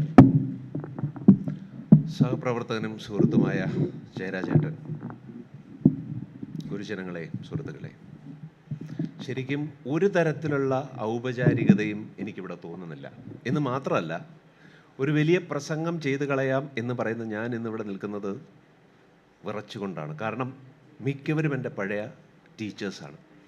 അവരുടെ മുമ്പിൽ എനിക്ക് തെറ്റാൻ പാടില്ല എന്ന് മാത്രമല്ല, ഒരു വല്ലാത്ത അവിശ്വസനീയതയും എനിക്ക് തോന്നുന്നുണ്ട്. കാരണം ഞാൻ 6ാം ക്ലാസ്സിൽ പഠിക്കുമ്പോൾ, അത് കോപ്പസ് ക്രിസ്റ്റി, അന്നത്തെ കോപ്പസ് ക്രിസ്റ്റി, ഇന്നത്തെ പള്ളിക്കൂട്, അന്ന് എന്നോട് കരുണ തോന്നി വാർണിംഗ് പ്രൊമോഷൻ തന്നാണ് എന്നെ 7ലേക്ക് കടത്തിവിടുന്നത്. അന്ന് എൻ്റെ ക്ലാസ് ടീച്ചറായി ഇവനെ എങ്ങനെയെങ്കിലും രക്ഷപ്പെടുത്തിയെടുക്കൂ എന്ന് പറഞ്ഞ് ഏൽപ്പിച്ചത് മിസ്സസ് ഐപ്പിനെയാണ്. ആ മിസ്സസ് ഐപ്പിനെ പരാജയപ്പെടുത്തിയ കശ്മലനാണ് ഞാൻ. അപ്പോൾ എന്നെ ഇങ്ങനെ ഒരു ചടങ്ങിന് വിളിച്ചു എന്നതിൻ്റെ അവിശ്വസനീയത എനിക്കുണ്ട്. പിന്നെ ഒരു ഭയങ്കര യാദൃച്ഛികതയുമുണ്ട്. കാരണം മിസ്സസ് ഐപ്പ് ഞങ്ങളെ പഠിപ്പിച്ച ഒരു നോവലുണ്ട്, ബ്രൈറ്റൺ റോക്ക് എന്നാണ് ആ നോവലിൻ്റെ പേര്. ഇത് എനിക്ക് ഒരു നോവൽ വായിച്ചിട്ട് അതിൻ്റെ വിഷ്വൽ എന്നെ വല്ലാതെ എഫക്റ്റ് ചെയ്ത് തരും. അത് ആ സമയത്ത് തന്നെ, തീരെ കുട്ടിയായിരുന്നപ്പോഴായിരുന്നു. ഇത് ഞാൻ കോപ്പി അടിച്ച് മലയാളം തിരക്കഥയാക്കി എൻ്റേതെന്ന് പറഞ്ഞ് ഏൽപ്പിച്ചത് ജയരാജേട്ടനെയാണ്. പക്ഷേ അങ്ങനെ ചെയ്തിട്ട് പോലും നന്നാകാത്ത ആ സ്ക്രിപ്റ്റ് മോശമാണെന്ന് അദ്ദേഹത്തിനോട് പറയുകയും വേറെ വല്ലതും എഴുതുന്നതാണ് നല്ലതെന്ന് പറയുകയും, അതിനുശേഷം ഞാൻ എൻ്റെ വീടപ്പൂൻ്റെയും ആദ്യം കാണിക്കുന്നത് ജയരാജേട്ടനെയാണ്. ജയരാജേട്ടൻ തന്ന പ്രചോദനത്തിലാണ് ഞങ്ങൾ ആ തിരക്കഥ സിനിമയാക്കുന്നത്. അതുകൊണ്ട് തന്നെ എത്രത്തോളം ഔപചാരികത ഇവിടെ വേണമെന്ന് ചോദിച്ചാൽ എനിക്കറിയില്ല.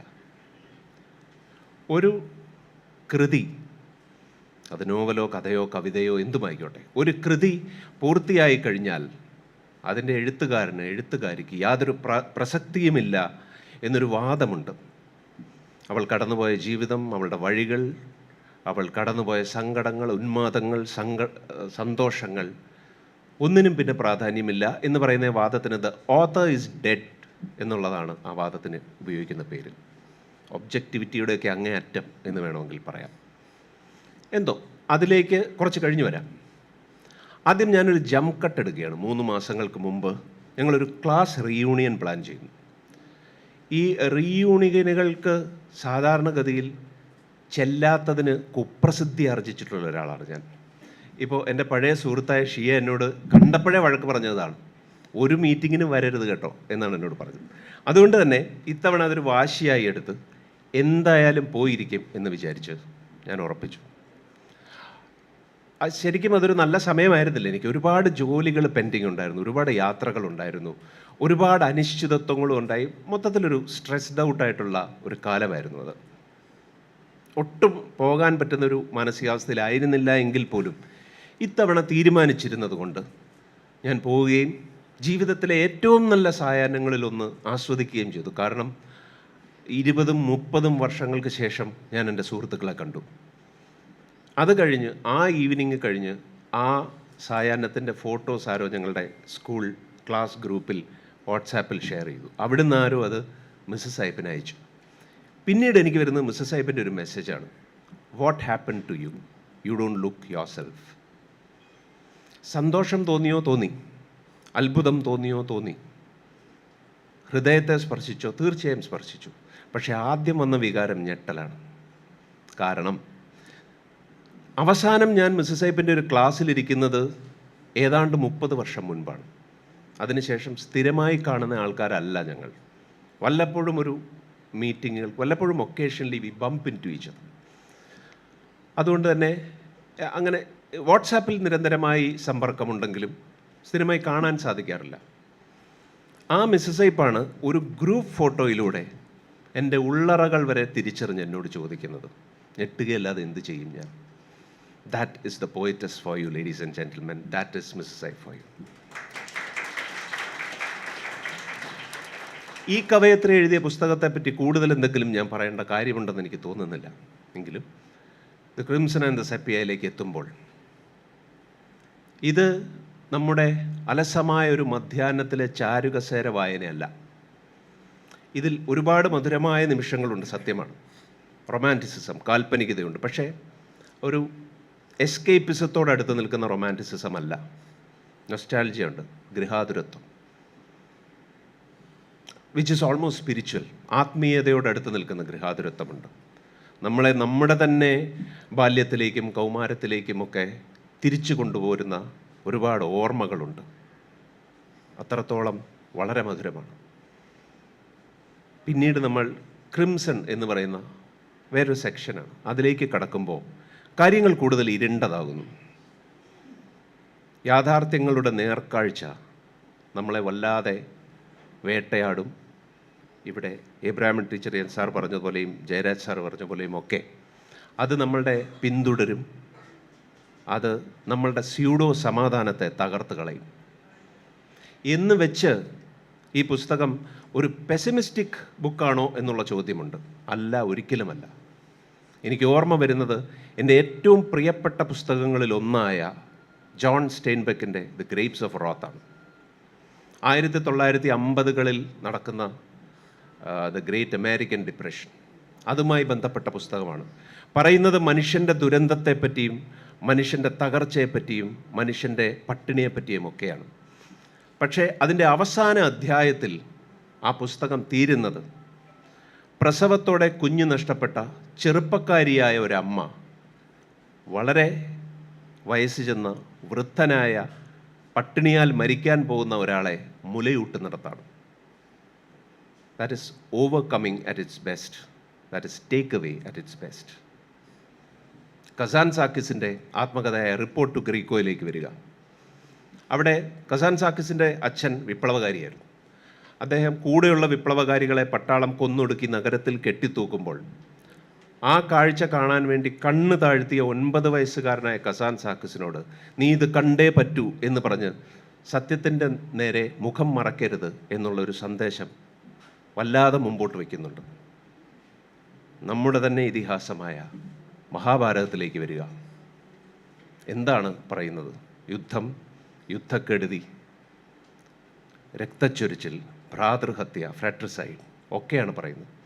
പക്ഷേ മഹാഭാരതം ബാക്കി വയ്ക്കുന്നത് ഭഗവത്ഗീതയാണ്. എന്ന് പറയുന്നത് പോലെ തന്നെയാണ് the crimson and the sepia. ഇവിടെ എഴുത്തുകാരി അസ്വസ്ഥമായവരെ സ്വസ്ഥമാക്കുകയും സ്വസ്ഥമായവരെ അസ്വസ്ഥമാക്കുകയും ചെയ്യുന്നു. Comes the disturbed and disturbs the calm. അതാണ് ഏതൊരു നല്ല കലയുടെയും ധർമ്മം. അതാണ് ഏത് നല്ല കലയുടെയും ഏത് നല്ല പുസ്തകത്തിൻ്റെയും ധർമ്മം. അത് നമ്മളെ ശുദ്ധീകരിക്കുന്നു, നമ്മളെ ചിന്തിപ്പിക്കുന്നു, നമ്മളെ ആ പുസ്തകം കയ്യിലെടുത്തതിനേക്കാൾ മെച്ചപ്പെട്ട മനുഷ്യനാക്കി മാറ്റും. ഇനി ആദ്യ ചോദ്യത്തിലേക്ക്, ഇസ് ദ ഓത്തർ ഡെഡ്? എന്നോട് ചോദിച്ചാൽ അതിൻ്റെ ഉത്തരം ഞാൻ പറഞ്ഞു കഴിഞ്ഞു എന്നാണ് ഞാൻ വിചാരിക്കുന്നത്. എഴുത്തുകാരിക്ക് മരിക്കാൻ സാധിക്കില്ല. എഴുത്തുകാരി അതിജീവിക്കുന്നു, എഴുത്തുകാരി അനശ്വരയാകുന്നു. എഴുത്തുകാരിയുടെ പുസ്തകത്തെ പോലെ, മിസ്സസ് ഐപ്പിനെ പോലെ. Thank you.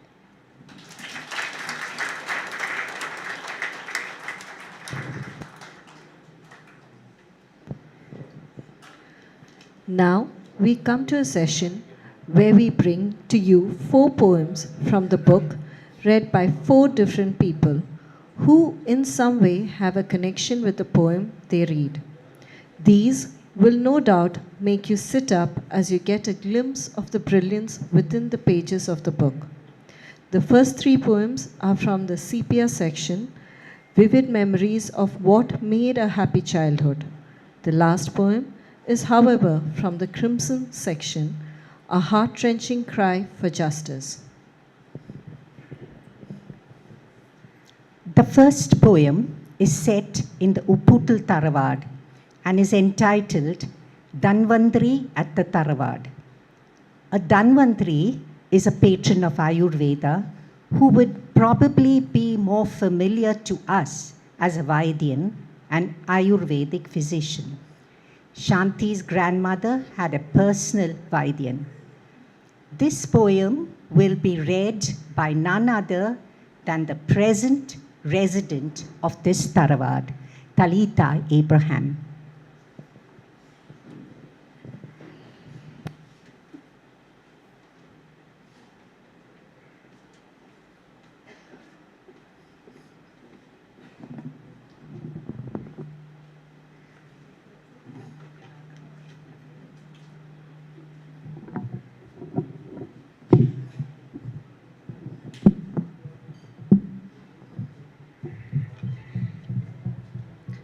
I got a message from Shanti Kochma to come dressed in off-white and gold dangling earrings, so please note.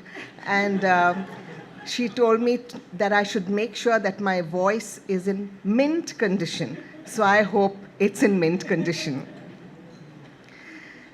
Dhanvantri at the Taravad.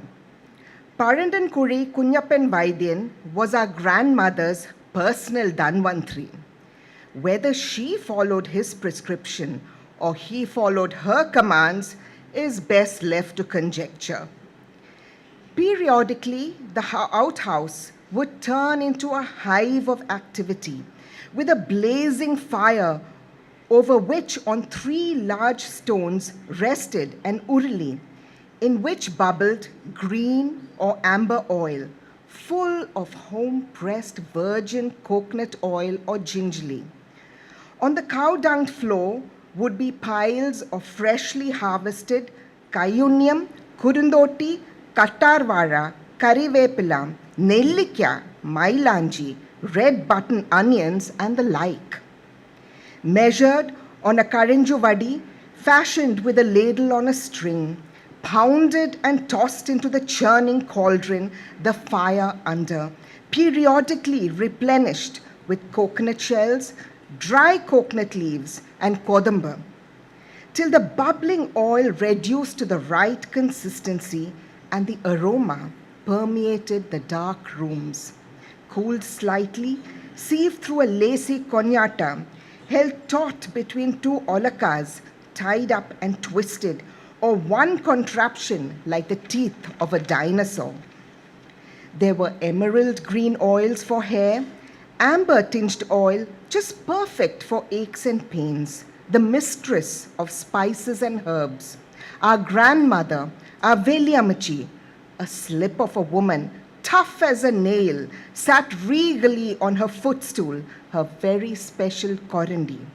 Her gold kunaka glinting in the firelit room, queened it over till the embers died out and the bottling of the cooled oil by her minions in baranis, large and small.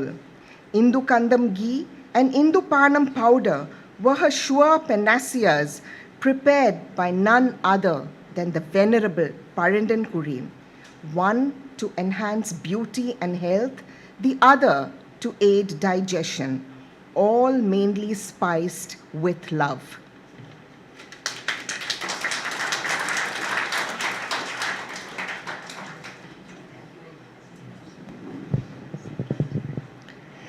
In the second poem, entitled Gomati, the Gypsy Woman, we meet another frequent visitor in Shanti's childhood home. Gomati was a fortune teller among many other things. In exchange for her prediction of good fortune, she always went home with a bundle of goodies from the house. Sajani Korut, Shanti's cousin, who will be reading this poem, was well acquainted with Gomati. The poem brings back vivid memories of this colorful and endearing character.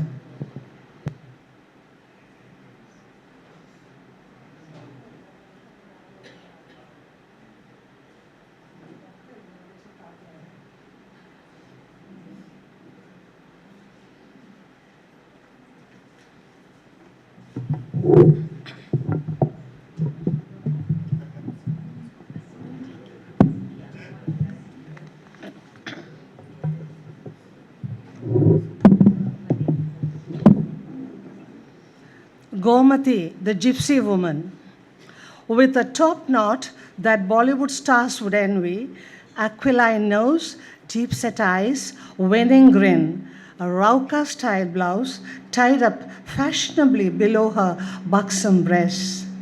Gomati, the gypsy woman, was a welcome visitor with her mysterious bundle and endless chatter. Boldly, loudly, she would call out, Shoshame, my mother by her name. No Kochama, Amachi for her. Were they not neighbors in their childhood? And that was that. Gomati was deft with her fingers. Sometimes her kakaran would accompany her. He adored her so, but she sure was the boss. Together, they would sift and sort sacks full of cotton wool, and in no time at all make a mattress and a pillow or two. All the while chattering, shifting tobacco from one cheek to another, demanding buttermilk, cotton kapi, and parayan. Years later, when I set up a home of my own, Gomati would still visit me, and I loved her coming. It was like a quick dash into my childhood. She too had aged, but ever so gracefully, with a halo of silver hair and crow's feet bordering her vibrant eyes. She had become a Maligapuratamma and would enthrall me with tales of her Ayyappan's miracles. My eyes too would cheer up at her ardor, and I would surreptitiously wipe off my tears. Perhaps I cried not moved by her stories, but for my long lost childhood in a bustling, happy home. I miss old Gomati. She does not come anymore, predicting good fortune and prosperity. She sure had her final climb up the golden steps into her own home where her God resides. Thank you.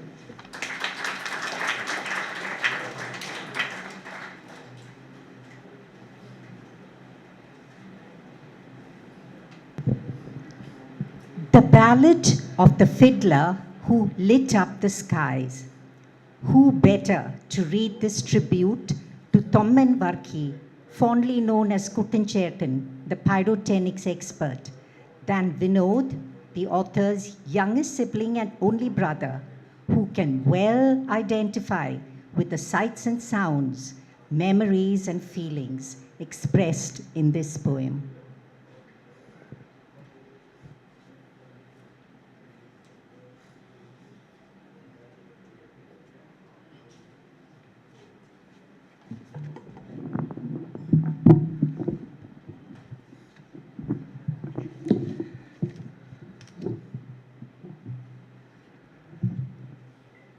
Before I begin my reading of my sister's poem, let me first introduce to my hero in the poem.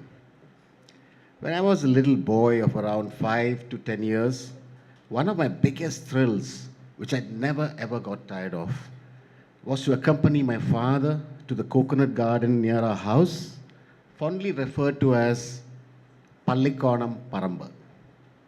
My father would walk around looking very fondly at all the leaves and all the numerous coconut, nutmeg, and banana planted by him, while my interest lay elsewhere. At the first opportunity, I would slip away from him and snake through the groves of all the groves of plants to the far corner of our paramba, where in a dimly lit mud hut was an old grandfatherly looking man pounding away with his mortar and pestle. This was the age-old Vedigattuvara of our own pyrotechnician Kuttanchetan, the hero of the poem. The minute he saw me, he would wave his hands and ask me to come in and settle me next to him to watch him make his gunpowder and fireworks. A fantastic experience. When it was time to leave, he would always pull out a small rolled up paper packet from behind him and press it into my eager hands a packet of nilatri, sparklers made from absolute plain paper and gunpowder. It was a magical place, and the smell of that gunpowder still lingers in my nose. And I love the man. I love that man a lot. And so, now let me read to you the poem written about him by my sister Rebecca Baby Ipe, or Shanti as she's called. The ballad of the fiddler who lit up the skies. Temple festivals and Palli Peranal, whooshing stars and fireborn flowers unfurling in kaleidoscopic hues in the dome of the skies. Tommenvarki Kuttanchetan in his elements, setting the horizon ablaze with his pyrotechnics. Christmas and Easter, the special treat were the gifts of his putri, which when lit would amaze, leaping in colorful splendor to the height of the coconut trees in the courtyard. Lighting the putri was my father's prerogative, and we stood in a row on the red oxide veranda, the helpers half hidden behind the pillars, somewhat terrified yet fascinated by the blazing cornucopia of colors. Kuttanchetan's folks, they say, came to live in Kundambaram Hills way back in the 16th century, all the way from Niranam, at the behest of the Tekamkur Rajas of Talil, as alchemists to make gunpowder for his soldiers.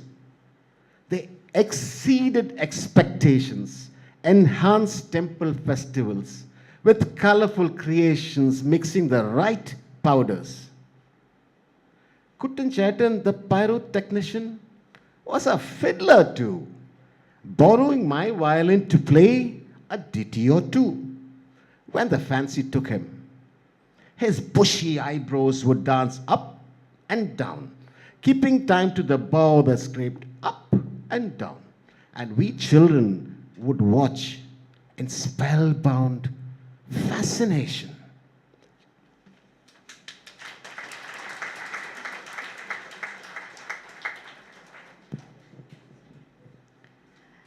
And now, the last poem, I Weep for My Daughter, will be read by the author herself.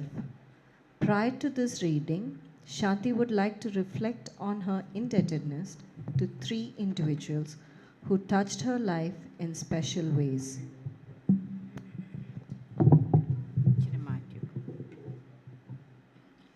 Namaskaram. I must say, all 3 readers, Sajini, Talitha and Vinod, have done justice to the poems. Thank you very much.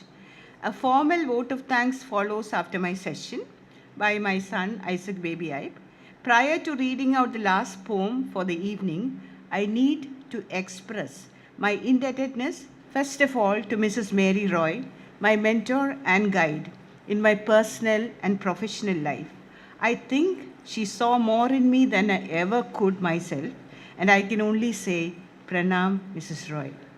Dr. K.P. Joy, he's sitting right here, who tolerated what he would call Shanti's restless creativity and urged me to try to exceed expectations. Thank you very much, sir.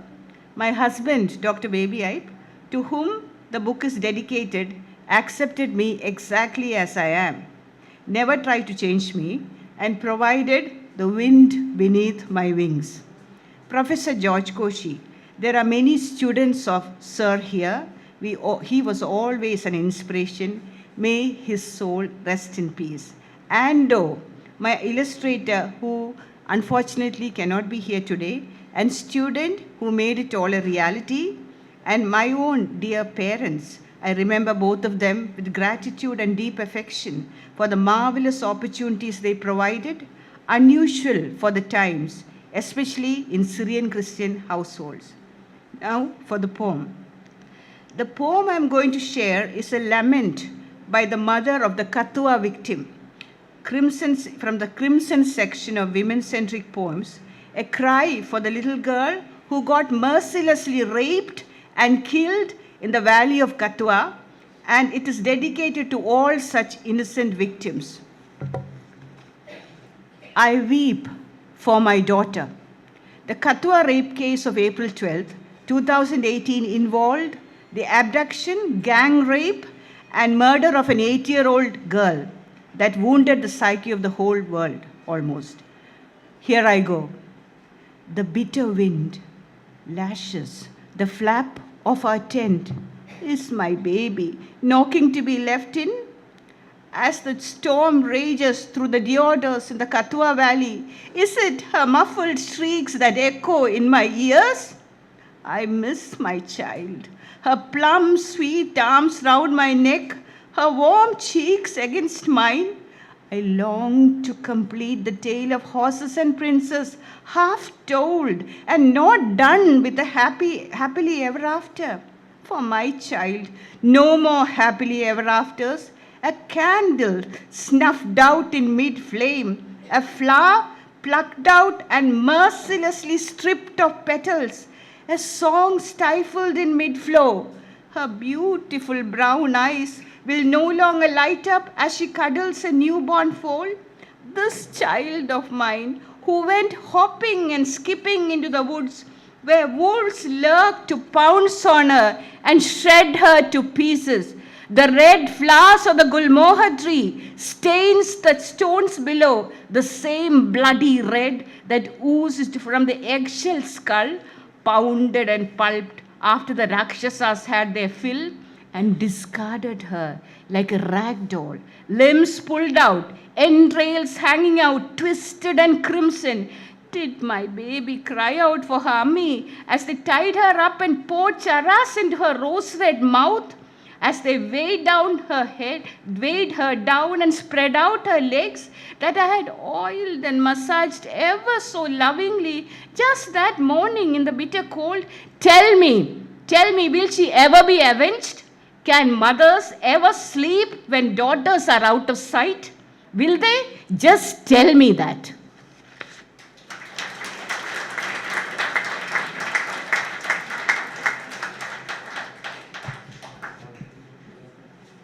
That brings us to the end of the poetry reading session. The floor is now open for a short time of interaction with the author. Any doubts, questions, clarifications? All I ask it be short. Maybe the first 3 people will be entertained.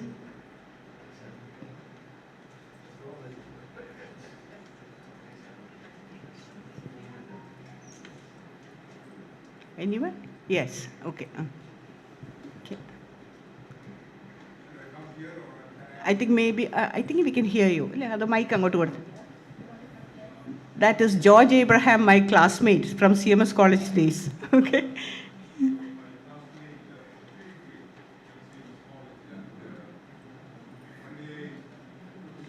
I think we can't hear you. You need the mic. You come here, George.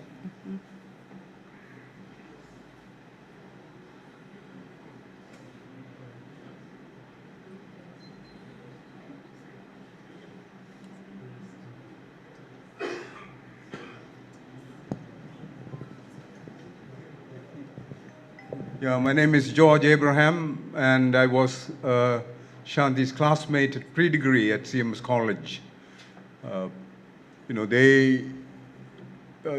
She came from Baker School, English medium, and I came from CMS College High School, Malayalam medium. So we thought that they were smarter than us. One day, George Koshi sir read out a poem, My Days Among the Dead Are Past by Robert Sathe, and he asked where the poet was. We all said cemetery. And I think Shanti was the first one to say that he was in the library. That is what I remember very vividly. I'm going to read this book, but I don't know whether I should gather courage, because according to Abraham ITTICHERIA, the poems are very disturbing. And whereas the stories are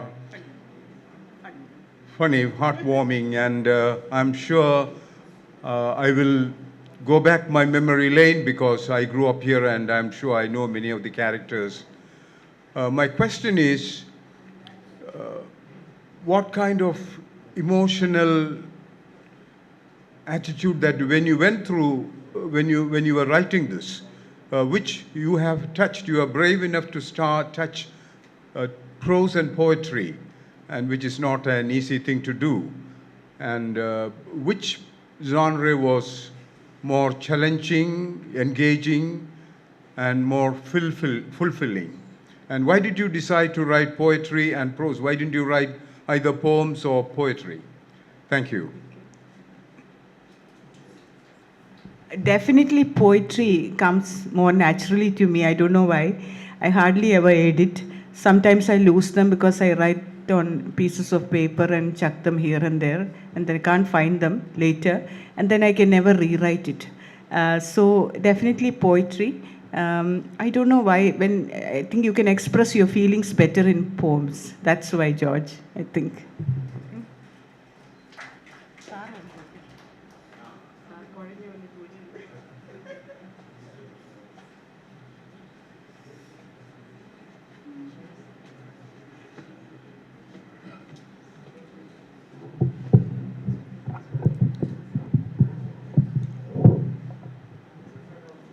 നമസ്കാരം.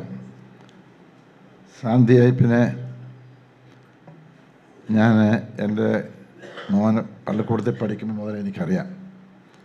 പക്ഷേ സാന്ധ്യയായിട്ട് കൂടുതൽ 10-12 വർഷം അടുത്തിടപെട്ടത് Mar Baselios public സ്കൂളിൻ്റെ പ്രിൻസിപ്പലായിട്ട് ഞങ്ങൾ സാന്ധ്യയപ്പിനെ അവിടെ appoint ചെയ്തപ്പോഴാണ്. ഞാനൊരു മീൻ കടയിൽ വെച്ചാണ് സാന്ധ്യയപ്പിനെ കാണുന്നത്.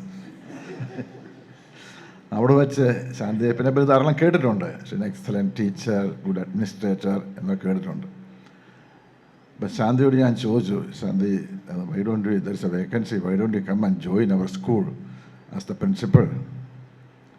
ഞാൻ ആലോചിച്ച് പറയാമെന്നൊക്കെ പറഞ്ഞു. ശാന്തിയുടെ ഒരു അങ്കിളല്ലേ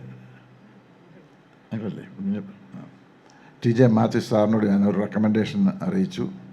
മാത്യു സാറ് ഒരു അൾട്ടിമേറ്റം കൊടുത്തു, ശാന്തി നീ അവിടെ പോയി ജോയിൻ ചെയ്തോണം. അന്ന് മുതൽ ആ സ്കൂളിനുണ്ടായ പുരോഗതി എത്രമാത്രം വലുതാണ് എന്ന് എനിക്ക് പറഞ്ഞുവിടാം. ശാന്തി എന്നുള്ള പേര് ആണെങ്കിലും അത്ര ശാന്തിയൊന്നും അല്ല കേട്ടോ. ചില സന്ദർഭങ്ങളിലൊക്കെ അശാന്തി തന്നെയാണ്. ഞങ്ങളെയൊക്കെ ചിലപ്പോൾ വിറപ്പിച്ച് നിർത്തുമായിരുന്നു കേട്ടോ. അതൊക്കെ ശാന്തിയുടെ ഒരു പ്രശ്നം. പക്ഷേ I have not come across with a lady who is so sincere, so capable, and so much loving children in Kottayam than Shanti. Shanti ഒരു എക്സ്ട്രാordinary കേപ്പബിൾ ലേഡിയാണ്. ഞാൻ പുകഴ്ത്തി പറയുന്നതല്ല, എനിക്കടുത്ത് അറിയാവുന്നതുകൊണ്ടാണ് ഞാൻ പറയുന്നത്. പക്ഷെ ശാന്തിയിൽ ഒരു കവ്യത്രി ഉറങ്ങിക്കിടപ്പുണ്ടെന്നുള്ളത് എനിക്ക് ഈ അടുത്ത കാലത്താണ് മനസ്സിലായത്. ഇത് തുടക്കമാണ്. വൺ ബുക്ക് വണ്ടർ എന്ന് പറഞ്ഞ ശാന്തി എപ്പോഴും ഒരാളെ പറ്റി പറയുമായിരുന്നു. ഒരു ബുക്ക് കൊണ്ട് ബുക്കർ പ്രൈസ് നേടിയ ഒരാളെ കുറിച്ച്. അതുകൊണ്ട് ഇത് ഒരു വൺ ബുക്ക് വണ്ടർ ആകട്ടെ. ബുക്കർ പ്രൈസ് ശാന്തിക്ക് കിട്ടട്ടെ. പറയാനൊക്കെ ഇല്ല കേട്ടോ, നമുക്കൊന്നും പറയാനൊക്കെ ഇല്ല. ശരിക്കും ഇത് വായിച്ച് അറിയാവുന്നവർ വായിക്കുമ്പോഴാണല്ലോ അതിൻ്റെ മഹത്വം. ഇപ്പം ജയരാജൻ സാർ പറഞ്ഞു, ഹിയാസ് വെരി ഏബിളി, രണ്ടുപേരും വളരെ വളരെ കറക്റ്റായിട്ട് ഇതിനെക്കുറിച്ച് പറഞ്ഞു. അപ്പോൾ അത് ശാന്തിക്ക് അത് ലഭിക്കട്ടെ എന്ന് ഞാൻ ആശംസിക്കുന്നു. Keep writing lots of books. So this should be a source of encouragement for her to write more and more. Okay, thank U.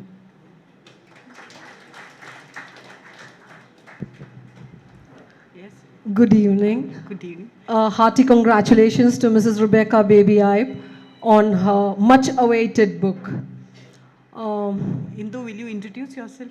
Sure. I'm Indu Thomas. I'm the Vice Principal of Giridipam Bedani Central School, and Mrs. Rebecca Baby-Ipe and myself have worked together though much younger in age. We have worked as colleagues, and it has been a pleasure working with her. And I should say the passion and dedication that she has is very difficult to come across the generation of teachers that we have these days. Definitely, we need to give her full credit for that. We need to give her a big applause, I think.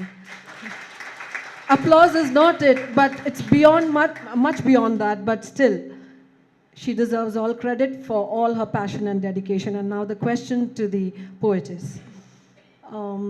As an educator who has taught different generations of students, do you think the present generation will be able to comprehend the subtleties of poetry? It depends, I think, a lot on the teacher and her communication skills. If the teacher is passionate about the poem, if she has understood it, if she's prepared well, if she's ready for interaction, definitely the children will respond. I know whether you are teaching the Owl and the Pussycat in Standard 1 or A Thing of Beauty is a Joy Forever in 12th, you can win over the children if you do it the right way. It depends a lot on the teacher and her skills, I think. Anyone, one more question? Last point, it was really, Lena Kardinal was finished. Just touched our hearts. And according to you as an educator, what is the reason for all these atrocities that's happening right now? I think maybe these things happened all the time and we didn't know. Because of the communication network these days, I think rapes and all kinds of things used to happen within families and everywhere, but nobody knew. Everybody hushed, and the girls never dared to say, and they were told not to. I think that may be one reason. Maybe there are more because of all the internet and the kind of exposure they get. I think the children in 12th and all are very different from olden times. Not so innocent anymore, sadly.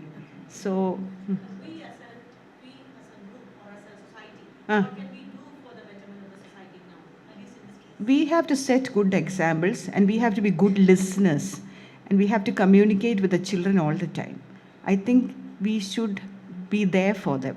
Half the time, a movie like Capella and all, when you watch, see, things are going on at home and nobody knows. It's an ordinary family, but we have to. The hatred factor of region and the status, does that come in between? I am not. Especially in the last point which you read. The last poem that I read. What is the question? Does the casteism or the political factor comes in it? Because it was just not a rape, I think. Yeah, but I'm not supposed to comment on that. So how can we become better? I have no answer for that. I don't know the circumstances in which I'm not supposed to be discussing all that, but they are my feelings about this, that such things shouldn't happen. So if we all as a society, if we will have the differences, if we can make the differences. We have to give the right values to the next generation, and we have to be good examples. We have. Reduce the gap. Yeah. There should be better communication, definitely. Yeah. Okay. Thank you. I think we have time. Okay. Shia, she's my student. I don't know what she's good. Hello, Shia. She was my English teacher from standard 4 to standard 12. She's the reason I took English literature. She's the reason I became a teacher. My question to you is, your poems draw mostly from personal experiences, from current events, and from things that have set you thinking. Have you at some point thought of writing objective poems, or maybe even a novel? Novel, I don't think I'm that novel writing type. Poems, I will write. I have great admiration for people who can write objectively. I think I'm too subjective. I have to move on and see whether I can. There are some poems, maybe 2 or 3, which are of pure imagination, but people who can create poetry out of nothing, But I feel honestly, Shia, traditional individual talent, Eliot and all that. So all of us are influenced by what happens. We are a sum total of all our experiences, all our exposures, all our interactions. And somehow in our writing it will come through. I'm sure JAYARAJ and Sanjay will agree with that, because somehow your experiences will creep into what you write. But I'm sure there are many people who simply create things also. Wonderful. Okay.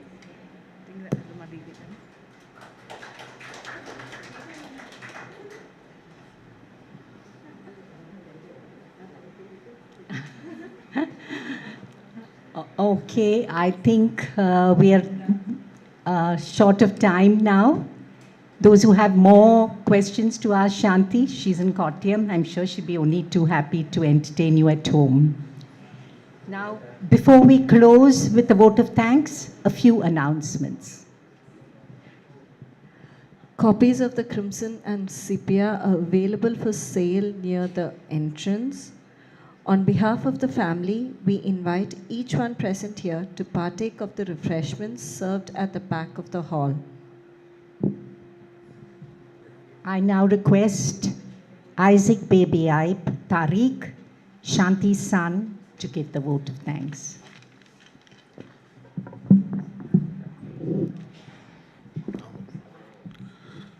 Namaskaram. We have come to the close of a rewarding function where we have yet again realized age is only a number. At 73, my mother, Rebecca Baby Ipe, has made us all very proud indeed. And all that remains is for me to thank all who are directly or indirectly involved in making it a possibility. The patron of Kottayam Public Library, Honorable Justice Padma Bhushan K.T. Thomas, though he could not be here to grace the occasion, has provided dignity and sobriety to the occasion with his blessings, and we convey our gratitude in his absence. Thank you very much, Your Honor. Chief guest JAYARAJ, renowned movie director, is one who had constantly prodded my mother on to compile her poems into a book, and he's not only wrote a wonderful preface to the collection, but also did the honors by releasing the book. We are truly grateful to you, sir. Sanjay CHERIAN, a scriptwriter, guest of honor, another eminent son of Kottayam, is another dedicated student of Mrs. Ipe, and we, the family, are used to sharing her time and affection with all her devoted students. Thank you, Sanjay, for your presence and words. But for Mohanchand, Sri Abraham ITTICHERIA, this function would have never taken off. He and his committee provided the venue, guidance, and all the support we needed. Thank you so much. Ando, the illustrator, again is my mother's dear student. And it is wonderful it has turned out to be an unusual teacher-student venture. Thank you, Anne. Isaac, with his eye of perfection, creativity, and technical expertise, has tweaked the content and layout to assure quality of final presentation. Thank you. Wild Thoughts, the press who undertook the printing, deserves applause for their sincere effort. Ranjesh of Malabar, who's again my mother's student, has organized the refreshments that are awaiting you. Thank you, Ranjesh. All our guests, including family members, colleagues, friends, well-wishers, classmates, who so readily responded to the invitation and supported us with your presence and prayers, deserve a huge thanks. We are truly grateful. The masters of ceremony, Beena Kurian, Archana Tarian, did a fantastic job, and the readers, Talitha Abraham, Sachini Korath, and my uncle Vinod, you all added zest to the evening. Thank you all. And we express our gratitude to God Almighty for showering His blessings on the event. Thank you so much. Please do enjoy your tea and coffee at the end. Can we please stand for the national anthem?